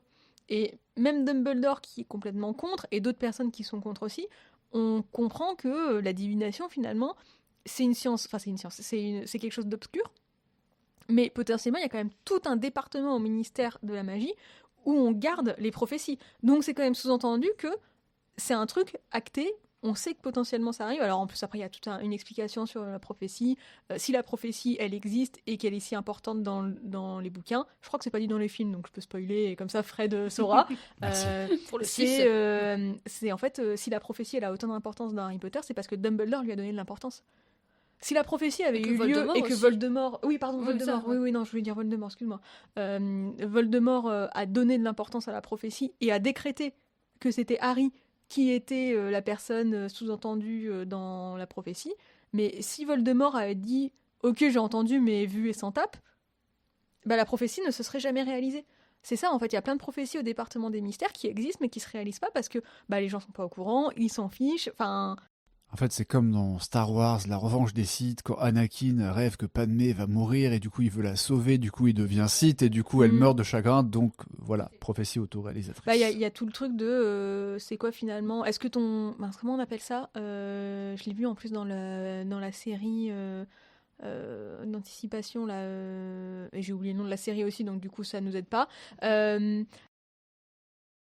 Que tout soit prédestiné, enfin c'est quoi le terme Alors, exact? Asimov, non, dans Dune. Non, pas. Oui, le déterminisme. C'est pas dans Dune non plus, c'est une série, une mini-série. Devs. Oui, Devs, voilà, merci. Eh ben non, pas du tout, c'est une série sur le déterminisme. Et donc, ouais, en fait, finalement, il y a ce côté-là avec les prophéties. Est-ce que. Enfin. Est-ce que tu y crois ou pas? Et si tu y crois, ça donne de l'importance. Ouais. Puis en plus, c'est là qu'on découvre qu'en fait, ça aurait pu être Harry ou Neville parce que ça correspondait ou c'est après? Non, c'est là qu'on découvre. C'est là qu'on découvre qu'en fait, il y avait que 2 enfants qui correspondaient à peu près. Qui correspondaient. Ouais, et que Voldemort a choisi Harry. Et que même Neville, ça correspond mieux en termes du calendrier. Je crois qu'il y a un truc comme ça. Enfin, je crois Il que me c'est semble, des enfants non nés en juillet, c'est pas très. Ouais, c'est fin juillet, Harry est né tu le vois, c'est 31 pas non juillet. plus Donc, ouf, hein. La natalité est pas dingue dans La le monde. précision. Ouais, non. La natalité est pas dingue dans le monde des sorciers en Angleterre. Donc il y a 2 enfants qui sont nés fin juillet, garçons, j'imagine. C'était un garçon qui était désigné ou... C'était un enfant né fin juillet de parents ayant affronté 3 fois Voldemort. Et aucun des deux ne peut vivre tant que l'autre survit. Et je crois que c'est tout en termes Et de... Voldemort choisit en fait l'enfant qui semble lui ressembler le plus. Parce qu'il choisit l'autre sans mêler. Le sang mêlé en fait. Pas un enfant qui est né de deux sorciers, même si on... Enfin, techniquement, Harry est né ouais. de 2 sorciers, mais sa mère est née moldue. C'est ça. Et donc, c'est celui qui a une ascendance moldue la plus proche, parce que Neville, on n'est pas certain qu'il y ait du moldu dans sa famille. En tout cas, il l'a pas choisi. Donc... Et Alice, elle était Aurore aussi? Alors, Parce que c'est Oui. jamais précisé qu'elle est vraiment Si. Aurore, et du coup on pourrait penser qu'il y a que Frank qui l'ait combattue. Non, il y a une phrase où effectivement c'est bien dit, où il est bien dit aussi qu'elle est Aurore. Mais en fait au début, dans le 4, quand il y a le procès, on dit effectivement l'Aurore Frank Longuedubat et sa femme. Mais dans le 5, c'est bien dit et c'est bien écrit les Aurores, tous les deux. Je crois même que c'est la grand-mère de Neville qui le dit. Ils étaient tous les deux Aurore et quand ils sont à Sainte-Mangouste. Donc non, ils sont bien Aurore. Mais cela dit, ça c'est le genre de petits détails aussi. Tu vois, je me dis, est-ce qu'elle l'a pas corrigé dans le tome 5 justement pour qu'il y ait d'autant plus de confusion avec Peut-être, la et parce prophétie, que Tonks c'est pareil, au début elle dit que son père, mon père est un moldu et il est pas aussi propre que les Dursley, et en fait plus tard dans le livre c'est indiqué que son père est né moldu. Pas qu'il est... Sirius quand il parle de Tonks justement il dit oui, il parle d'Andromeda, donc la mère de Tonks, et il dit elle a été rayée de l'arbre généalogique quand elle s'est mariée à un né moldu. Donc on apprend en fait que le père de Tonks n'est pas moldu mais né moldu. Bon bref, voilà, pardon, excusez-moi pour le Comme petit... Hermione, quoi, en fait. Ouais. Non, Hermione, Hermione est né moldu. Oui, Oui, mais du coup, elle est sorcière. Donc Elle est sorcière, c'est voilà, oui, pardon, techniquement- oui, c'est ses- Hermione Ses et deux le père parents de- sont des oui, moldus. Oui, c'est Exactement, ça. ouais. Mm. Voilà. Enfin, du coup, oui, de base, c'était l'histoire des prophéties. Donc, déterminisme ou pas dans Harry Potter avec les prophéties. Allez, on a... non, on n'a pas 3 heures, c'est bon, on a Sujet de fini. philo. Il y a un sous-texte sur le fait que Voldemort est détruit parce qu'il écoute sa peur, etc. Bah, cela dit, oui, c'est un peu ce qui va se passer. Mais... Et j'ai zappé, c'est là aussi qu'on apprend que la prophétie a été entendue par Dumbledore. Non, c'est dans le tome D'accord, d'après. donc je ne... Mais c'est là aussi qu'on apprend que Dumbledore explique à Harry qu'il est obligé de retourner chez les Dursley. Oui. Parce que là, Oui, il y a il y, une a quand même- protection il y a magique. quand même tout ça en fait qui est expliqué dans le bouquin. On se dit pourquoi en fait on inflige à Harry de retourner chez ses C'est ça, parce son qu'il oncle et pourrait sa aller chez tante. les Weasley maintenant ou chez Sirius. Et Bah en ouais. fait, Dumbledore lui explique que non, c'est une protection magique. Parce que c'est là qu'il y a encore de la famille du sang de sa mère. Tu vois, une histoire Sa mère de s'étant lien. sacrifiée. Ouais, ok, ouais. Non, bah oui. En fait, c'est qu'ils sont tellement cons que Voldemort, il ose pas les attaquer, quoi, c'est ça hein. Ah, c'est Bah, en fait, il peut pas trouver la maison. Il peut pas la trouver. Ah bon Elle Ouais, est protégée. en Mais gros, comment les détraqueurs, ils le trouvent, là Parce que, alors, les détraqueurs ont été envoyés par Dolores Umbridge. Ouais, mais Pour tu attaquer- m'as bah dit oui, que parce que c'était le une sympathisante et pas une défiteur. Ouais, non, mais là, en fait, c'était pour le compte du ministère. C'était Harry gêne le ministère à raconter n'importe quoi. Il fallait Ah bien oui. que quelqu'un prenne les choses en main, donc j'ai envoyé les détraqueurs. Donc, ce but, c'est quoi, que les détraqueurs, ils tuent Harry Enfin, Ouais. Enfin, oui, qu'en fait, que... Ouais. Et c'est vrai que j'y repense, il y a quand même un truc hyper important par rapport à ça, là, la sœur de la mère de Harry, de Lily.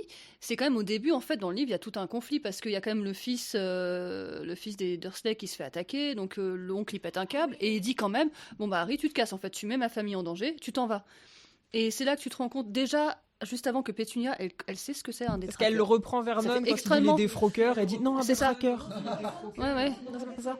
Non, c'est même pas ça. Non, c'est même pas ça. C'est il dit et c'est quoi ces trucs des traqueurs et la réponse en plus quand tu lis le bouquin du coup tu ne sais pas au début c'est ce sont les gardiens d'Azkaban et là t'as une phrase de sauf que ce n'est pas Harry qui avait dit ça mais Pétunia et là t'as genre tout le monde qui regarde Pétunia en mode comment ça Pétunia elle sait en plus il y a un truc genre Harry il est là en mode Pétunia qui avait passé enfin sa tante Pétunia qui a passé les 14 dernières années à nier toute magie et tout machin vient de sortir ça et Harry en fait en vrai Harry il devient zinzin je pense à ce moment-là et je suis même sûre que c'est là À nier toute magie, à tout cacher, me dire ça n'existait c'est de pas. dire attends en fait ma tante elle connaît Bah, en même temps, alors moi, je n'ai lu que le premier chapitre du premier tome.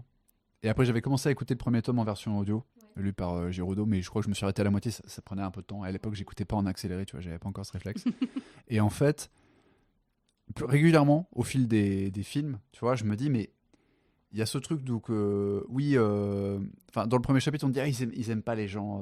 C'est très bien écrit avec cette espèce d'humour un peu à l'anglaise. Non, ils aiment pas tout ce qui est lié à la magie, les sorciers. Enfin, Les gens bizarres, de toute façon. voilà, Faut pas ça- c'est il y ça, a comme la les troubadours norme. et les hippies, quoi. Enfin, Oui, c'est ça, il y a une espèce de norme totale. Voilà. Il ne m'apprécierait pas beaucoup. c'est ça.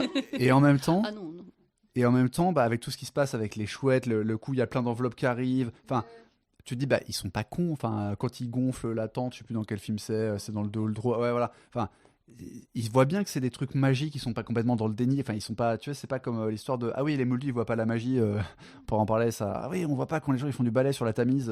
Ouais, Non, mais sous ça, les c'est. lumières. Ouais, Tu bah, vois ça aussi, parce qu'en vrai, dans le bouquin, c'est pareil. Genre, Maugré, il les fait passer par les nuages. Oui, il y a oui, même un moment Presque où il par le dit Groenland. ouais, Ah oui. on fait demi-tour et tout, on va revenir. Et t'as Tonks qui est là en mode mais qu'est-ce que tu fous, Ils se Maugré, les bien sûr gèlent, que et c'est non. vrai que oui, et bah pareil, pas une question de budget. Tu les faisais voler dans les nuages, ça durait 1 minute et on aurait de l'argent pour sortir en boost. Mais c'est pas grave.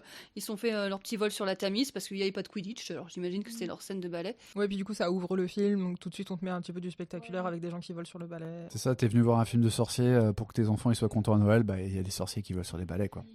N'oublie pas ma n'oublie dernière. pas ta promesse, n'oublie pas la dernière fois. Et Harry reconnaît la voix de Dumbledore.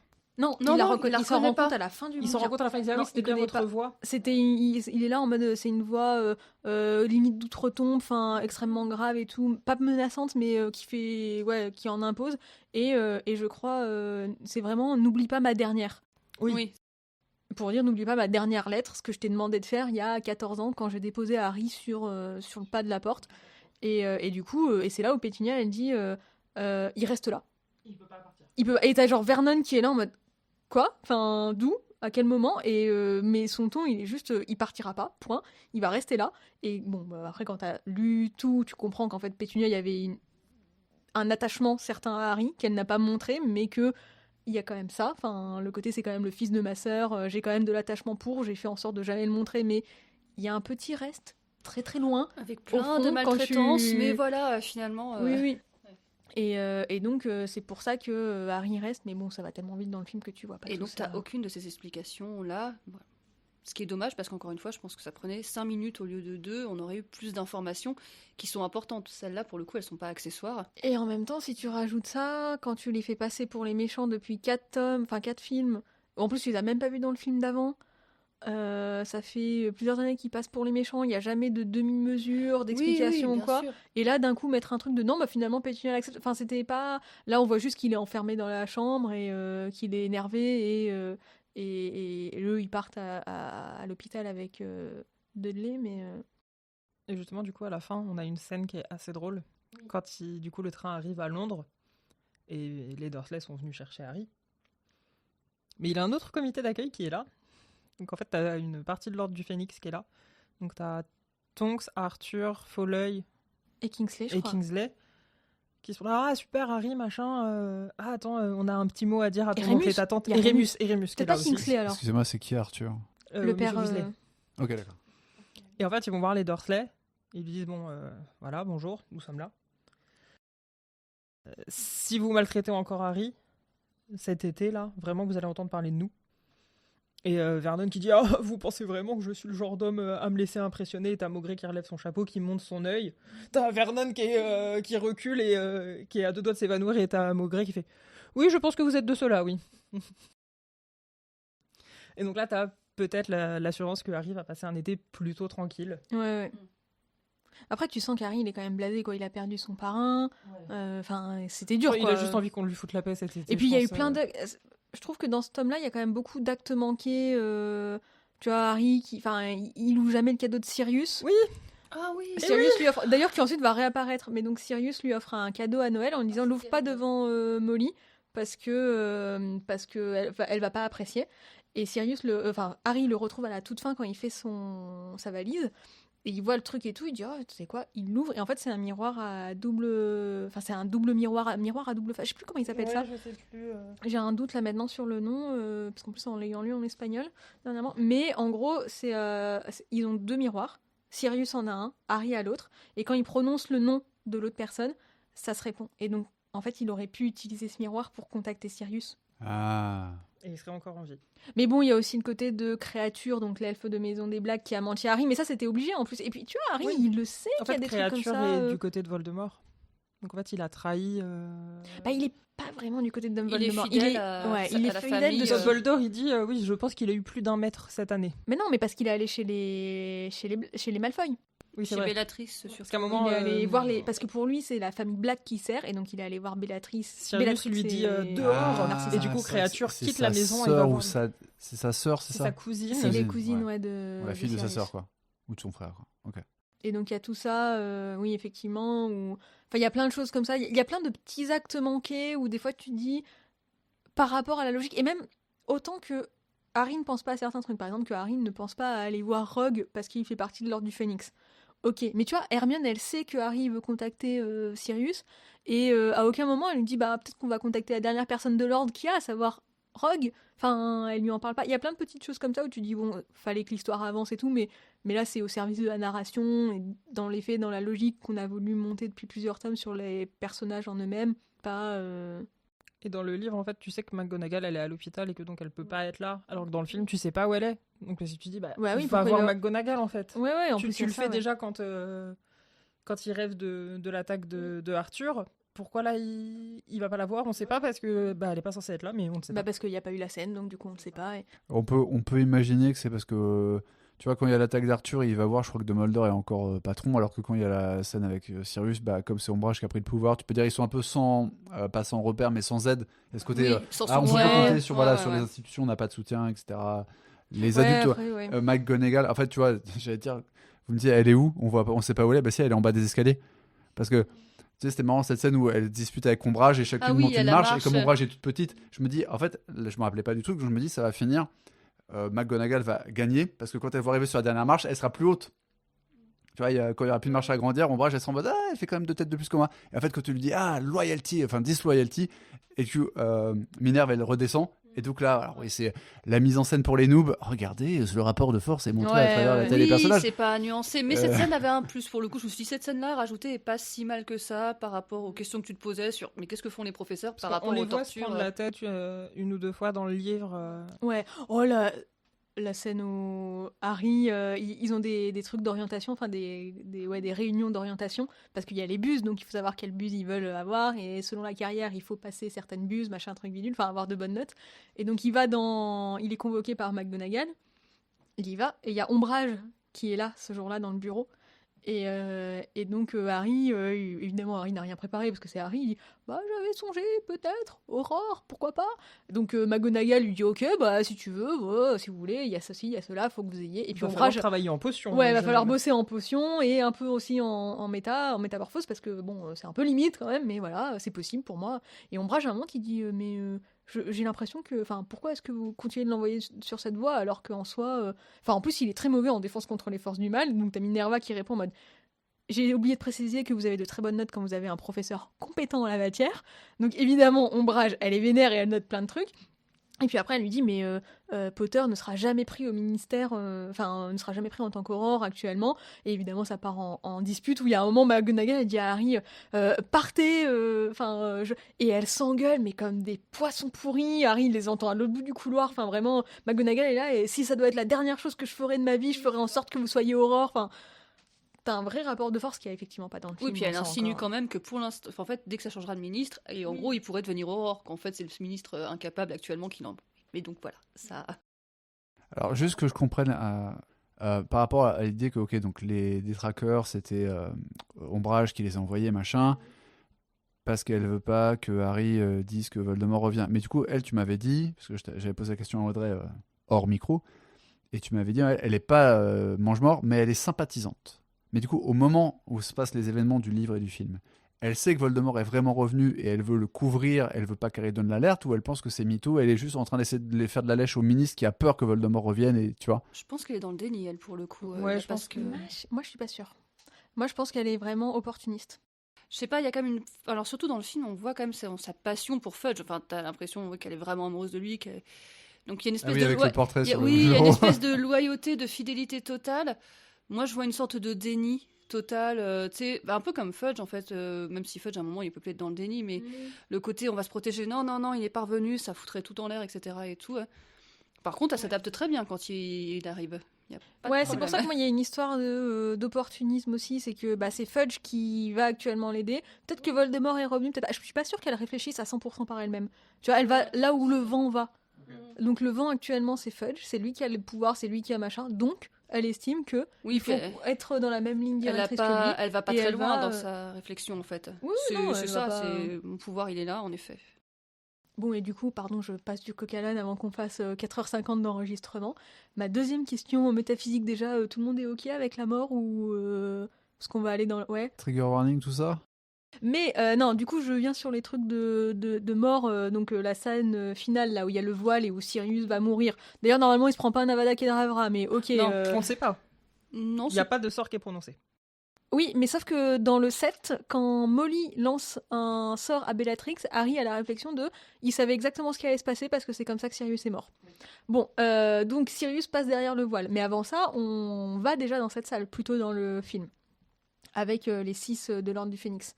Et ils sont 3 à entendre des voix et 3 à ne pas en entendre. Enfin, il y a Ginny, Luna. Tout petit peu plus tôt dans la même scène. Ouais, non, dans la même salle, ils repassent dans cette salle qui est surnommée la salle de la mort. Avant de se battre, oui. Avant il de passe se sur battre, cette- Oui, mais sur voilà, cette dans le arche. dernier tiers du film. Enfin, Oui, c'est oui, pas oui, plus tôt. oui, Ok. ouais, non, quand je dis plutôt, c'est vraiment...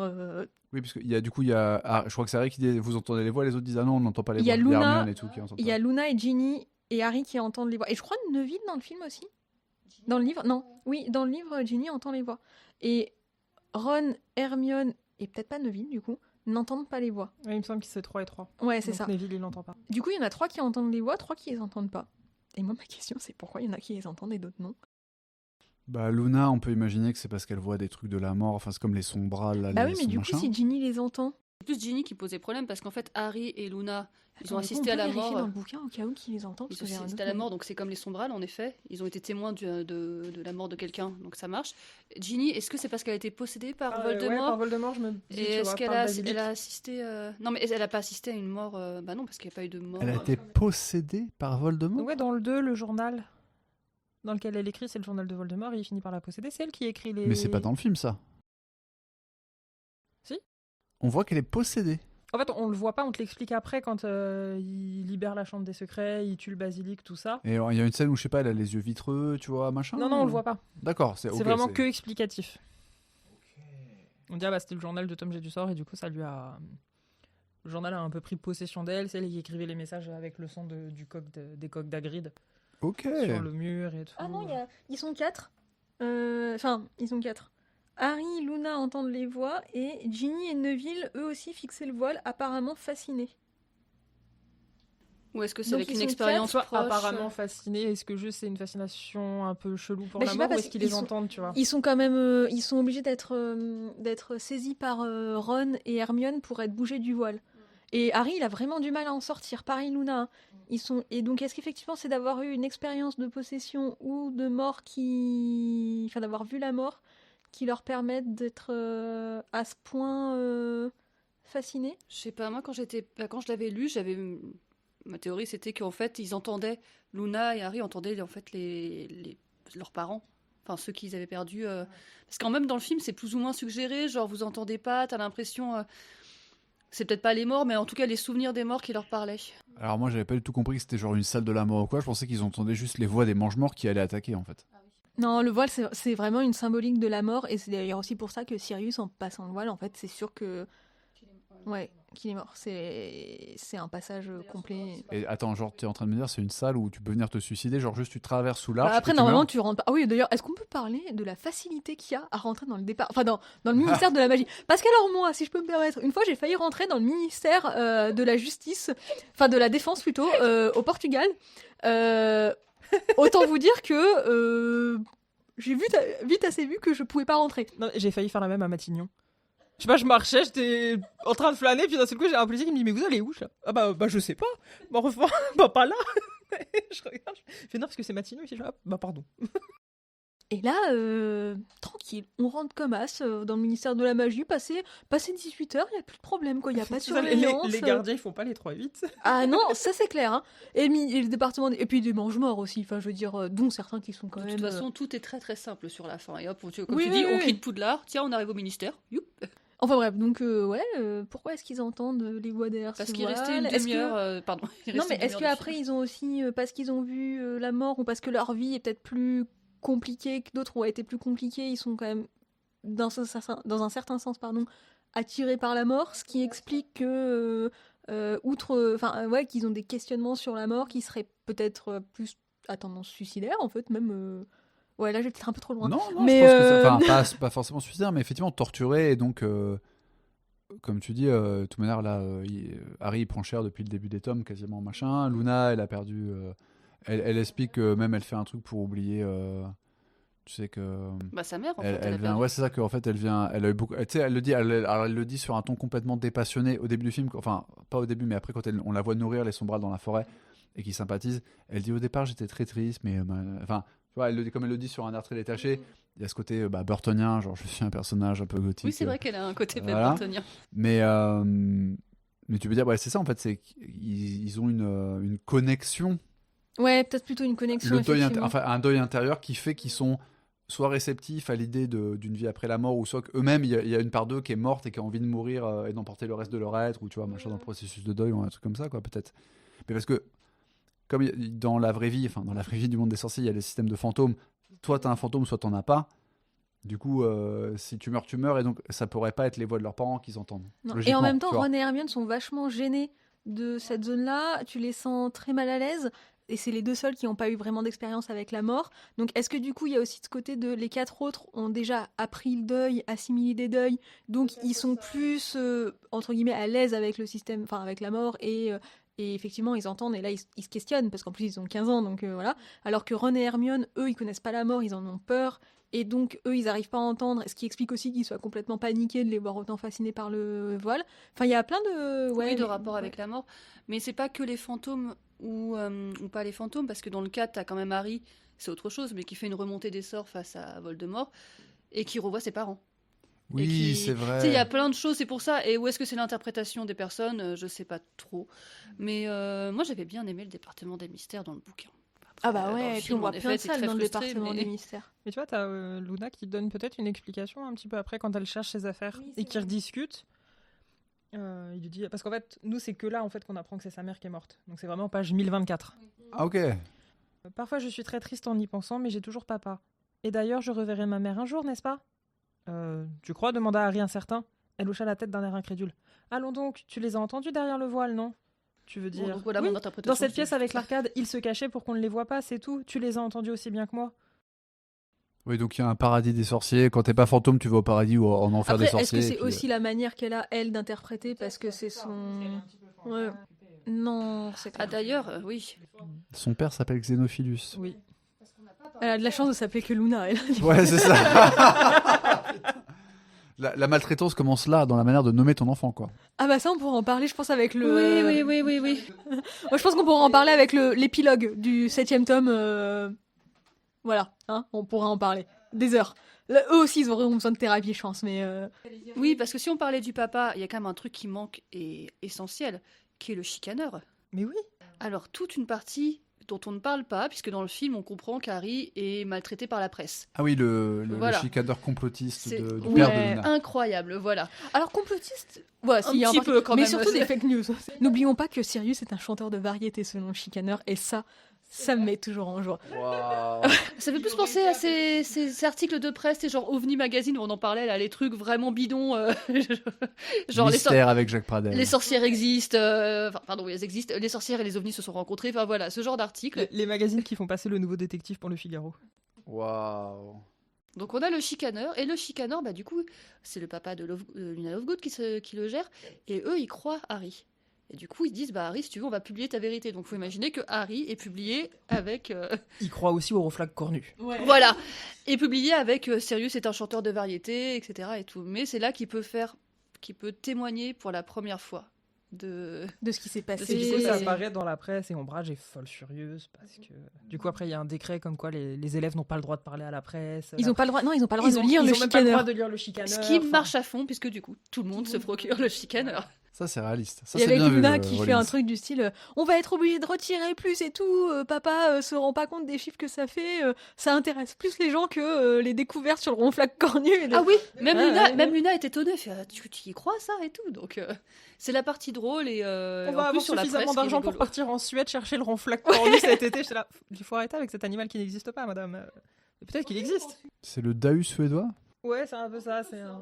Bon, est-ce qu'il y a des choses que tu n'as pas comprises et qu'Audrey n'a pas explicité? C'est plutôt ça aussi. Parce que... Ouais, j'évitais de trop faire pause hier pendant le film. Je l'ai fait un tout petit peu au début. Je t'ai posé parfois quelques questions, mais après, j'essaie de me retenir et de me laisser bercer par le... roulement de ce navire un peu étrange, un peu vitrifié, tu vois, un peu grisâtre, un peu clinique, où les acteurs sont trop rasés, où les adolescents sont propres alors qu'ils devraient être sales et boutonneux, où rien n'a retenu mon attention. Il y a quelques cadrages qui sont bien, des fois tu sais, tu regardes, tu dis ah ouais, règle des 2 tiers, 1 tiers, tu vois, et des trucs comme ça. Mais vraiment, j'ai vécu le film dans une espèce d'anesthésie parce que je trouve qu'il y a rien, vraiment, il y a rien qui m'a marqué. Je peux dire, ok, bah, j'aime bien le personnage de Luna tel qu'il est présenté dans le film, j'aime bien la manière aussi dont l'actrice le joue et tout, tu vois, les petits détails comme ça, mais je trouve qu'il y a rien qui... C'est même pas que c'est mauvais, en fait, c'est même plutôt pas mal pour un téléfilm, quoi, tu vois, je trouve. C'est-à-dire que, bon, les acteurs sont fidèles à eux-mêmes, quoi. McGonagall, elle est plaisante à voir, mais elle a 3 scènes. Dumbledore, fidèle à lui-même, qu'on aime ou pas, mais il a 3 scènes. Enfin, tout est un peu comme ça.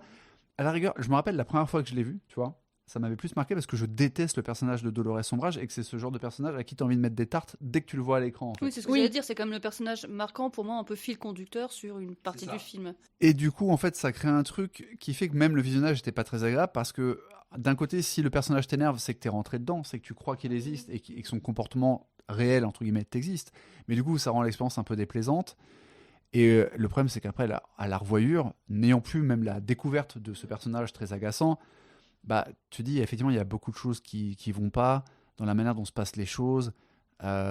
Les centaures en CGI moche. Alors, il y a aussi l'époque, tu vois. Mais c'est vrai que par rapport au budget et au fait que ça brassait, c'est une saga de ouf qui brassait des tonnes de thunes. Tu dis, c'est quoi le Je trouve concept? qu'ils sont plus moches que que Firenze et C'est ça qui est dans le inquiétant, premier, c'est en que- fait. Peut-être parce que Firenze, il avait des dialogues et tout, donc fallait tu vois, le Oui, réussir un peu, oui, quoi. oui.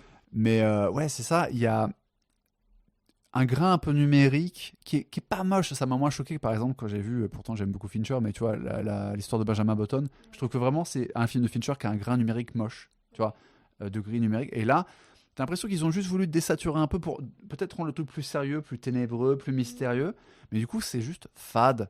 Et les idées, par exemple, tu vois, le ministère de la magie, la manière dont c'est filmé, ces grosses briques noires avec une petite rainure claire, ça crée un contraste qui est pas mal. Genre, j'ai envie de dire, il y a de l'idée, les gars, merci le département déco, mais tout est Oui, le décor est quand même vide. impressionnant, mais oui. Les boules de cristal, tu sais, tu dis, ah, est-ce que c'est du CGI rajouté? Est-ce qu'il y avait vraiment des props sur le plateau de tournage? Je sais pas. Et en fait, il n'y a rien qui est incarné, vraiment. Tout est désincarné dans ce film, je trouve. Alors, si tu veux une petite Et même les anecdote conflits, sur en fait. sur les couleurs du département des mystères, car je suis allée au studio il y a pas longtemps.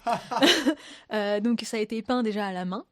Oh. Ouais, c'est un peu un boulot de dingue d'un point de vue dégradé, parce que c'est pas une même couleur sur les carreaux, c'est un vrai dégradé. Et en fait, les gars, ils peignaient, et ensuite, bah, il leur fallait du monde pour les figurants, pour les scènes dans le ministère, donc ils peignaient. Et une fois qu'ils avaient fini, bah, ils passaient une cape, et ils faisaient figuration sur, Ah, oui, dans pour le les hall, scènes, dans les scènes d'affluence, dans l'atrium du ministère. Bon, voilà, c'était la petite anecdote de je suis allée au studio il y a pas longtemps. Alors qu'en plus, le Dirfot, il est assez connu. Donc, le directeur de la photographie, c'est Slavomir Žižek, qui a bossé notamment sur Bienvenue à Gattaca, La chute du Faucon Noir ou Trois couleurs bleues de Kieslowski. Donc, c'est quand même pas un manchot. 150 millions de budget. Mais je pense qu'en fait, ils ont fini le tournage le 22 janvier. Et le film est sorti très peu de temps après, pour ce que c'est, parce qu'il est sorti le 3 juillet. Ah oui. Oui, il est Donc, il sorti n'y a pas en été. 6 mois de post-prod. Ça, du coup, ça explique certaines choses. Mais je te rejoins, je trouve qu'en effet, sur l'esthétique, moi j'aime plutôt celui-là. Mais en effet, ça va pas jusqu'au bout, notamment dans la proposition qu'on fait des personnages. Enfin, il y a un engagement qui n'est pas là. Et c'est pour ça qu'on a, je pense, ce côté lisse, cet aspect où des fois tu comprends pas pourquoi Harry se met en colère d'un seul coup, pourquoi tout est sombre, alors qu'en fait, encore une fois, on le dit, les gamins sont pas blessés. Enfin, t'as un côté, on veut rendre ça plus sombre, mais dans les faits, dans les actes, et il y a rien. Donc je pense qu'on est un peu extérieur. Même en effet. l'affrontement final, enfin les affrontements, toute la scène justement avec les vengements et tout, c'est assez fade. Il y a quelques idées, j'aime bien la manière dont, tu vois, ils ont leur masque au noir et Malfoy l'enlève avec un coup de baguette. Et je pensais que c'était un masque réel, pareil, un propt. Et en fait, non, il passe la baguette et ça se dissout comme ça dans un petit brouillard. Ça, je trouvais ça joli, je trouvais ça bien. Mais effectivement, alors déjà, il y a globalement, moi je trouve, le problème des sorts et des combats de sorts en général. Moi, je suis pas fan du tout de ce truc de, on fait une petite pirouette et on s'envoie des. En fait, parce que Et puis on vole. t'as l'impression en fait qu'ils ont 3 sorts offensifs en gros, genre stupéflix, machin, et que tu te dis, mais c'est une critique que j'ai vu passer dans une vidéo YouTube, tu vois, où quelqu'un disait donner le sort abracadabra aux sorciers. C'est comme leur donner un pistolet en fait, et c'est nul puisque c'est des sorciers, ils pourraient te rapetisser, t'agrandir, tu vois, tu pourrais tuer quelqu'un en lui faisant allonger son nez jusqu'au fait qu'il je sais pas, il s'étouffe avec, des trucs très fantasques, très créatifs, et là du coup c'est juste pampant en fait. Et du coup je trouve qu'il y a une certaine mollesse. Ouais, mais par contre, tu as un sort où tu modifies le nez ou quoi, bah tu peux l'annuler. Alors qu'Avada Kedavra va vraiment là-dedans, tu peux pas l'annuler. Enfin, en fait, aucun des sorts impardonnables n'est censé être contrable, ne peut être contré normalement. Tu vois, même un Andoloris avec un Protego, ça te protège pas. C'est vraiment des sorts impardonnables qui sont pas utilisables. Enfin, tu ne peux pas te protéger. Alors, Impero, tu peux te protéger d'un point de vue volonté. On s'est pas dit dans les films, mais dans le livre, on voit que Harry, en fait, il arrive à passer au-delà de l'Imperium. Et d'ailleurs, le fils de Maugrey, dans le 4 aussi, il arrive à passer. On l'avait expliqué, mais c'est pas dit dans les livres. Il y a une histoire de volonté pour Crucio, enfin Andoloris et l'Impero, où Harry, dans le 7, pareil, il se prend des Andoloris, bon, qui ne sont pas montrés dans le film d'ailleurs, mais il ressent. Enfin, il est là en mode je sens la douleur, mais en fait, pas tant que ça. Enfin, il arrive à la supporter, alors que normalement, tu n'y arrives pas. Et il y a une histoire de volonté et de ouais, dans quel état tu es. Mais dans les faits, c'est vraiment des sortilèges. Tu ne peux pas les contrer. Alors que oui, il y a un truc de on t'allonge le nez, bah si t'es capable de faire des sortilèges informulés, qui normalement, bah tu peux le contrer. Mais après, oui, dans les faits, effectivement, c'est du cheat code. Sur le rendu des scènes de combat, en tout cas, je trouve pas ça très visuel. Je trouve pas ça très charnel. Encore incarné toujours ce problème de froideur, de tiédeur même, tu vois. Et puis là, je te les explique, mais dans les faits, Ouais. enfin, je te les explique avec la connaissance des livres et tout. Mais en fait, dans les faits, oui, au ciné, t'es là, t'es ok. Ok. Parce que visuel, je comprends l'idée, ce qu'ils ont voulu faire avec le blanc, le noir. Bon, c'est très machin, c'est assez joli, pourquoi pas. Mais comme tu dis, c'est pas incarné. Au bout d'un moment, tu te fais, bon, ok, ça Tu vole. vois, Tu comprends pas les c'est combats. mystérieux. Donc les murs sont noirs Oui, avec une c'est petite ça. fluorescence. Ok, fallait trouver un truc quoi. Mais c'est vrai que du coup, tu vois, quand les mange-morts, en fait, quand les élèves se défendent un petit peu dans la course-poursuite et qu'ils combattent et qu'on voit qu'ils ont un peu du répondant grâce à l'entraînement, et d'un seul coup, les mange-morts quand même les dépassent, comment on dit, les débordent, et que du coup, c'est juste le tourbillon noir de quand ils se déplacent, hop, ils les enlèvent. Ce qui est Hop, très on- nul. Oui, En c'est plus. ça. Tu te On vous fais. enlève, il n'y a même pas, comme tu dis, on voit pas que. Ron, moi je te dis, il a un beurre noir, je savais pas pourquoi en fait. Ouais, ouais, ouais. Non, Vraiment, ouais. mon cerveau n'a pas intégré. Ah, je me suis dit, ah, il s'est cogné, tu vois. J'ai dû louper une scène comique où il marche sur un balai, tu vois. Enfin, vraiment. Et du coup, c'est mou. Ce qui fait que même l'enjeu. Alors, à rigueur, c'est un truc qui est pas mal dans le film, c'est le foreshadowing sur la mort de Cyrus, où on te montre bien le fait qu'il est noirci sur l'arbre de famille. On te le montre au départ, où il explique qu'il a été renié, mais on te le montre après. Quand Harry est seul en train de fermer la porte de la salle, t'as ce gros plan, donc on dit ah, regardez, il va être rayé des trucs. Bon, un peu de langage de cinéma, c'est pas mal. J'aime bien la déco justement à l'intérieur de la maison des Blacks. Je trouve que c'est. J'aime bien les papiers peints anglais moches, donc voilà, enfin très très extrême. On a Voilà. envie d'y vivre. Et encore, je pense, on n'a pas le portrait de la mère qui hurle. Si on Créature l'entend lui pas- parle, mais non, Oui. elle hurle pas.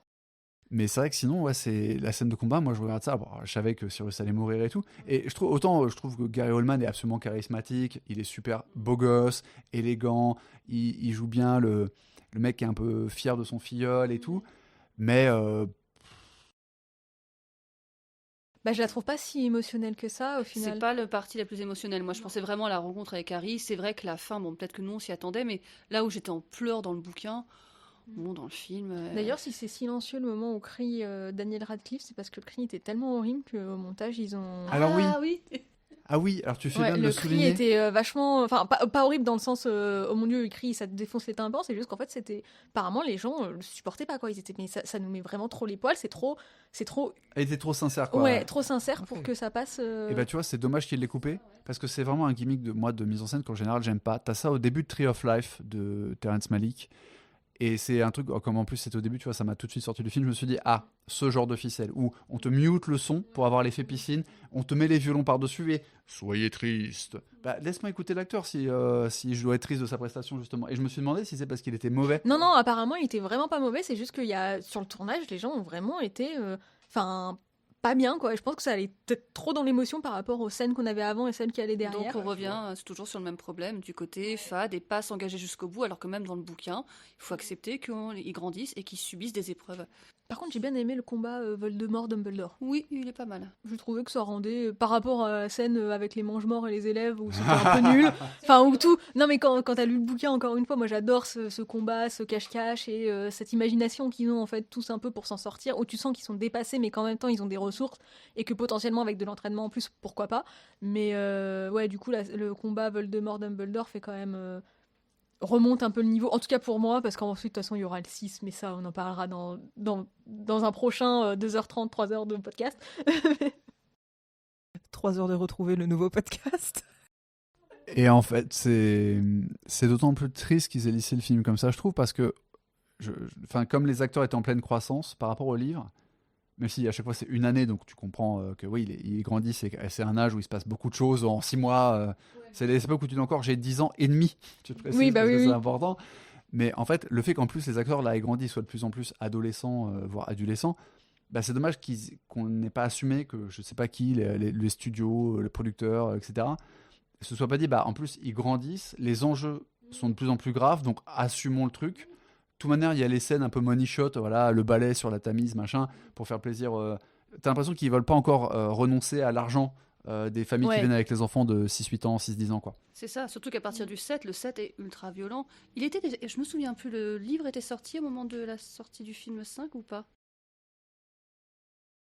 Parce que, de toute façon, quand tu adaptes le 7, tu sais qu'il est plus visible par des enfants. Enfin, il y a certaines scènes qui sont vraiment très Est-ce marquantes. qu'il allait sortir cette année-là ou est-ce qu'il était déjà sorti? Je sais pas, mais pour quand moi t'es il au- était déjà sorti. Quand tu es mais au là, j'ai courant un de doute sur l'évolution le- du Il bouquin, était tu... peut-être pas traduit. Alors le 7 est sorti en été en France et il a été traduit et genre on l'a eu en octobre, septembre-octobre, je crois, un truc comme ça.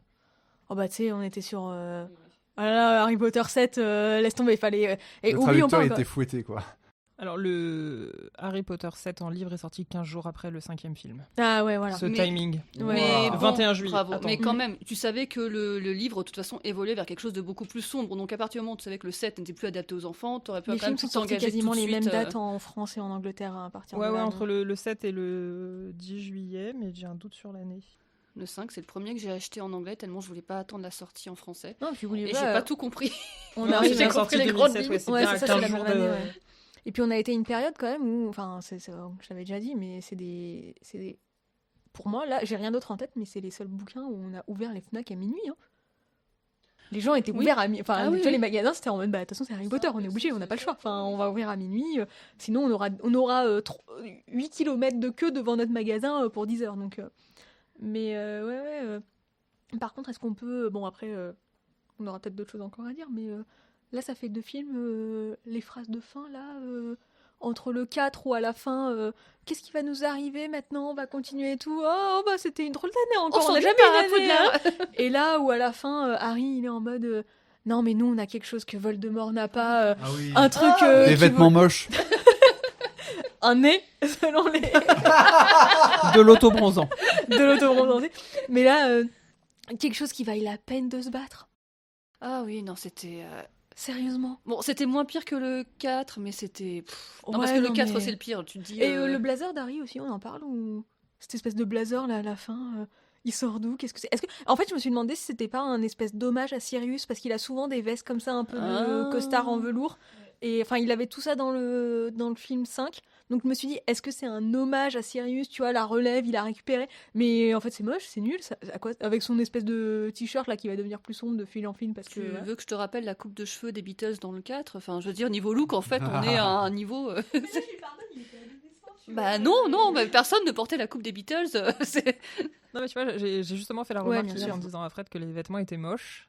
Et il a eu une remarque intéressante en me disant bah ouais, c'est moche, mais c'est intemporel. Ouais, je pense Ça que pourrait c'est être dans ça. les années 70, Mhm. 80, 90, début 2000. Tu t'en rends pas compte. C'est pas possible. très identifié Ouais, et c'est effectivement ça, ouais. Bah, il y a très peu de marqueurs temporels. Alors, il y en a plus dans les livres qui parfois sont faux, mais bon, qui permettent de situer un petit peu le bouquin. Mais en vrai, Notamment des sorties de PlayStation anachroniques. exactement. Mais il y a assez peu de marqueurs temporels. Le premier qu'on a, c'est dans le deuxième, quand on apprend la mort de Nick quasi sans tête, quand il dit c'est mon 500e anniversaire, donc tu apprends que c'est en 92. Mais dans les faits, effectivement, tu as ces quelques dates. Mais à part ça, tu peux pas vraiment savoir quand t'es. Enfin, où t'en es, quoi, ouais, par rapport à notre vie, à nous-mêmes. Est-ce que c'est dans les années 2000, est-ce que c'est dans les On années sait 80?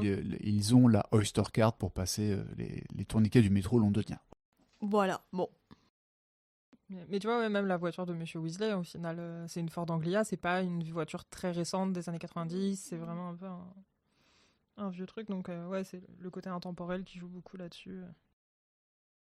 Mais donc, ouais, deux finales à la suite, là, avec des phrases. Je l'avais oublié, celle-ci. Hein. Celle du 4, elle me marque tout le temps, mais là, celle du 5, je l'avais oubliée hier, j'étais ah non. Bah, elle est Ah, c'est gnangnan, vrai. c'est sûr, mais le 4, t'as des phrases de fin qui correspondent même pas au trauma qu'ils ont vécu. Enfin, c'est horrible, c'est vraiment. Oh, on a perdu un camarade, tant pis. Oh, bah dis donc, on Ouais. s'ennuie pas. Quelle drôle d'année. Ok. D'ailleurs, Oui. c'est quoi la phrase de fin dans le livre sur celui-là? Est-ce que c'est Bah, un truc pareil? non, With parce- the Non, friendship? non, il y a Non, même parce pas un. qu'ils arrivent, tu sais, Ouais, c'est ils arrivent à la gare. ils arrivent à la gare avec il y a ce que l'accueil. Audrey te disait tout à l'heure, là où il y a l'accueil avec l'heure du Phénix qui vient un peu plus ou moins, enfin, dire aux Dursley, faites gaffe parce que. Bon, je comprends que ça figure Dudley, pas, en pas- effet, non, dans le Dursley, film. oui, Tu vois peu ces Donc ces ouais, genre scènes-là. tout le monde se dit au revoir, machin. À très bientôt, Harry, ajouta Hermione avec gravité, on te le promet. Sous-entendu, on t'a laissé tomber les 2 derniers étés. Ah oui, parce qu'ils communiquaient pas, ouais. Enfin, en c'est tout cas, ça. le dernier été, ouais. Harry acquiesça d'un signe de tête, il n'arrivait pas à trouver les mots pour exprimer ce que signifiait à ses yeux le fait de les voir ainsi, tous rassemblés à ses côtés. Il se contenta de sourire, leur adressa de la main un signe d'adieu, puis tourna les talons et s'avança d'un pas résolu vers la rue ensoleillée, suivi de l'oncle Vernon, de la tante Pétunia et de Dudley qui se hâtaient derrière lui. Ok, c'est une rue ensoleillée, donc ça montre que. Ouais, voilà, mais il y a toujours un. Alors sur déjà, un- c'est à Londres, donc non. Ouais. Alors, j'ai vécu 6 mois à Londres. Si, quand même. Audrey. Oui, non, mais j'y suis allé, il faisait 35 degrés, plus jamais. Non, mais on est sur quelque chose de plus logique, de la vie qui reprend son cours, avec quand même la perte, le deuil à gérer de son parrain. C'est vrai que ça, du coup, tu le vois pas en fait dans le film apparaît à la fin, Non, puisque bon, non, le pouvoir non. de l'amitié, tout ça. Bah, Non, c'est parce comme que pour finalement, Cédric, son quoi. parrain, bon, tant pis. Hein. Ouais, c'est bien, mais surtout, c'est une figure. Enfin, le mec est orphelin, donc là, on C'est la t'explique figure que, paternelle. certes, il n'y a pas de lien du sang, Mhm. mais c'est son slash parrain filleul.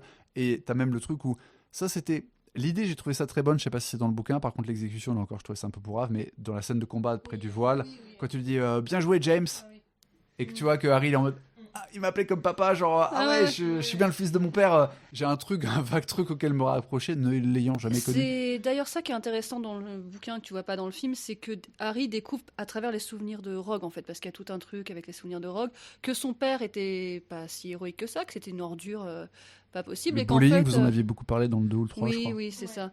Et là, tu le vois, et en fait, c'est le moment où ça craquelle un peu, où Harry se rend compte que on dit que je ressemble à mon père, mais est-ce que mon père il faisait vraiment ça? Et tu vois, Bah, surtout Sirius que... Lupin qui rigole en disant ah, c'est vrai qu'on était un peu bêtes à cette époque. Ah, ils sont pas vraiment dans le rire, tu vois. Ils sont un peu mode. Non, non, il y a un Parce qu'on côté- aurait aimé que t'apprennes pas ça de ton père. Non, il y a un côté un peu, il y a un côté un peu souvenir d'enfance, histoire. Ah oui, c'est vrai. Et puis il y a un qu'on truc qui est quand même plus violent, c'est que Harry, en fait, quand il voit ça, il se rapproche de Rogue parce que lui-même a été harcelé par Dudley et ses amis dans la cour de l'école. Donc en fait, lui, il est en mode, bah, j'ai été mis de côté, j'ai été celui un peu bizarre et tout. Bon, après, enfin, non, on pardonne pas à James et tout. Dans les faits, James s'en prenait uniquement, enfin, c'est déjà beaucoup, à Rogue. On va se rendre compte par la suite que Rogue n'était pas en reste, cela dit. Mais là, en fait, la scène, elle est montrée dans le film pour du coup expliquer la cassure de Rogue arrête de donner des cours de clémentie à Harry, mais il n'y a pas toute la partie de ça perturbe vachement Rogue, ça perturbe vachement Harry. Enfin, en fait, c'est tout quoi. Et dans le film, dans le livre, pardon, il y a aussi la mère de Harry qui intervient. Bon, déjà, il y a un truc où, en gros, James, il ennuie Severus parce que il s'ennuie. Concrètement, c'est ce qu'il dit quoi. Il est là en mode, enfin Sirius dit, je m'ennuie, je sais pas quoi faire. Et là d'un coup, oh, bah j'ai une occupation pour toi parce qu'il voit Rogue se lever. Tu vois, il y a vraiment un truc de, on se déteste et dès qu'on peut, on se renvoie des sorts. Dans le livre, on voit bien aussi que Rogue il est prêt à en découdre, donc c'est sous-entendu, c'est même dit par Sirius et Remus ensuite que Rogue était pas le dernier à lancer des sorts, cela dit. Ouais, alors que là, il a plus l'air d'être juste une victime. en Ouais, fait, dans c'est les ça. films, Mais là, bon, qu'on voit. c'est pas pour pardonner parce que harcèlement, que tu sois Oui, harceleur. puis t'as le côté ou- enfin, phénomène non. de groupe, c'est-à-dire que Oui, tout oui, le monde bien se sûr. rassemble pour regarder James Ouais, humilier Rogue. Et il y a Lily qui du coup intervient, c'est la seule à intervenir, à dire, enfin foutez-lui la paix quoi, qu'est-ce qu'il vous a fait? Ce à quoi James répond très classe que c'est notamment le fait qu'il existe qui l'emmerde. Le simple fait de son existence. Ah bah c'est super. Donc Rogue répond, enfin Rogue, non, il y a James qui dit bon bah je te laisse tranquille parce que elle me l'a demandé. Rogue dit j'ai pas besoin de son aide à cette sale Sandbourbe. Du coup tout le monde s'engueule. James dit ouais excuse-toi. Lily qui dit non, enfin j'ai pas besoin que tu prennes ma défense. De toute façon tu vaux pas mieux que lui.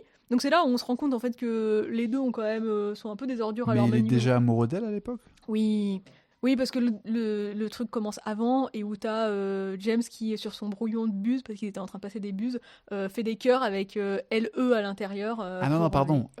Severus était déjà Oui, amoureux de Lily aussi, oui. c'était Ah ça ouais, ma ouais, question. ouais, si, oui, Parce que oui, du coup, depuis si qu'ils j'ai dit sont depuis qu'ils sont Sandbourg, enfants, Ouais, en ouais, fait, ouais. oui. Non, il lui dit ça, bah, ce sera la raison pour laquelle ils vont plus jamais se parler. Ils vont se brouiller en fait à partir de là.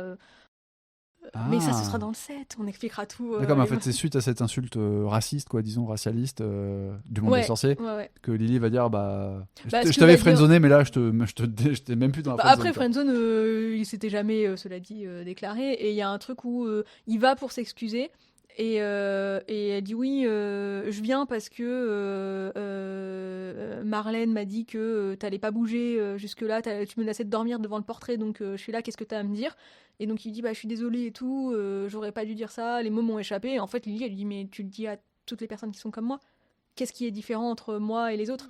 Et c'est là où on sent que Rogue veut lui dire qu'il est amoureux d'elle mais qu'il ose pas parce qu'il là-dessus il est trop lâche pour lui dire. Et c'est là aussi qu'Harry, du coup, découvre que son père était un harceleur. Et il voit, en fait, sa mère engueuler son père. Donc il se dit, mais en fait, pourquoi ils sont ensemble? Enfin, il y a tout ce truc aussi, le couple, les parents idéalisés, puisqu'il les a jamais connus, et de se dire, mais en fait, ils étaient pas amoureux à ce moment-là. Ils avaient l'air de se détester, et mon père était horrible. Mon père ressemble à mon cousin. Ah, ok. Donc il se passe plein de trucs pour Harry, quand même, dans ce tome-là. Bon, cela dit, Harry envoie des sorts aussi à Malfoy, Malfoy lui envoie des sorts. En fait, franchement, la discipline dans les couloirs de Poudlard est un peu inexistante hein, quand même. Mais Il fallait donc que Dolores arrive, finalement. hein. finalement, ouais, C'est- voilà. c'est ça, il la manquait que conclusion. ça. Quelques lignes à faire, c'est toujours sympa. Ça éduque. Avec ton propre sang. Ça, c'était super bien trouvé, quand même. Je fais la punition bien. Ah ouais, non, c'est... Je propose qu'on s'arrête là. Qu'on garde un peu de sel pour l'épisode 6. Ah bah alors là, je sais pas s'il faut qu'on soit trop, hein, parce que va y avoir beaucoup de scènes pour moi perso pour le tome 6. Hein, s'il faut. Ah bah écoute, on aura l'impression d'être en Camargue. Oh. Ou sur un live de Sardoche. Et du coup, il n'y a pas des questions de fin, les trucs de machin, c'est quoi le meilleur film que vous recommandez avec... On peut pas faire ça. Le meilleur film que vous recommandez avec quelqu'un qui est habillé en rose, tu Tu vois, vois. le meilleur film de David Batman de Yates, Tim Burton. aucun, parce que c'est un tâcheron en fait. Des téléfilms, je vous dis. Et donc, quel est votre film préféré avec Gary Oldman? Vu que son personnage meurt et qu'on va essayer de pas trop en reparler dans le prochain épisode, c'est un petit peu la dernière fois qu'on peut lui rendre hommage. Bah moi j'ai malheureusement vu trop peu de films avec lui pour vraiment me prononcer. Donc je préfère ne pas dire genre Batman parce que je sais qu'il était dedans. Mais Tu du peux coup- répondre Sirius. Hein. Ouais, mais je sais pas. Enfin, il est bon en tant que mentor, mais en tant qu'interprétation du personnage initial, bah, après ils font ce qu'ils peuvent avec les quelques scènes qu'il a, hein, donc. Mais non, je préfère ne pas répondre. Bah moi, grâce à Wikipédia, parce qu'on me disait, Gary Oldman, finalement, il est quand même très caméléon, donc moi j'ai vu des films, je savais même pas que c'était lui. Pour moi, La Taupe, en fait, qui m'avait vraiment marqué, je m'attendais pas à avoir un film aussi bon en termes d'espionnage et tout, il joue super bien.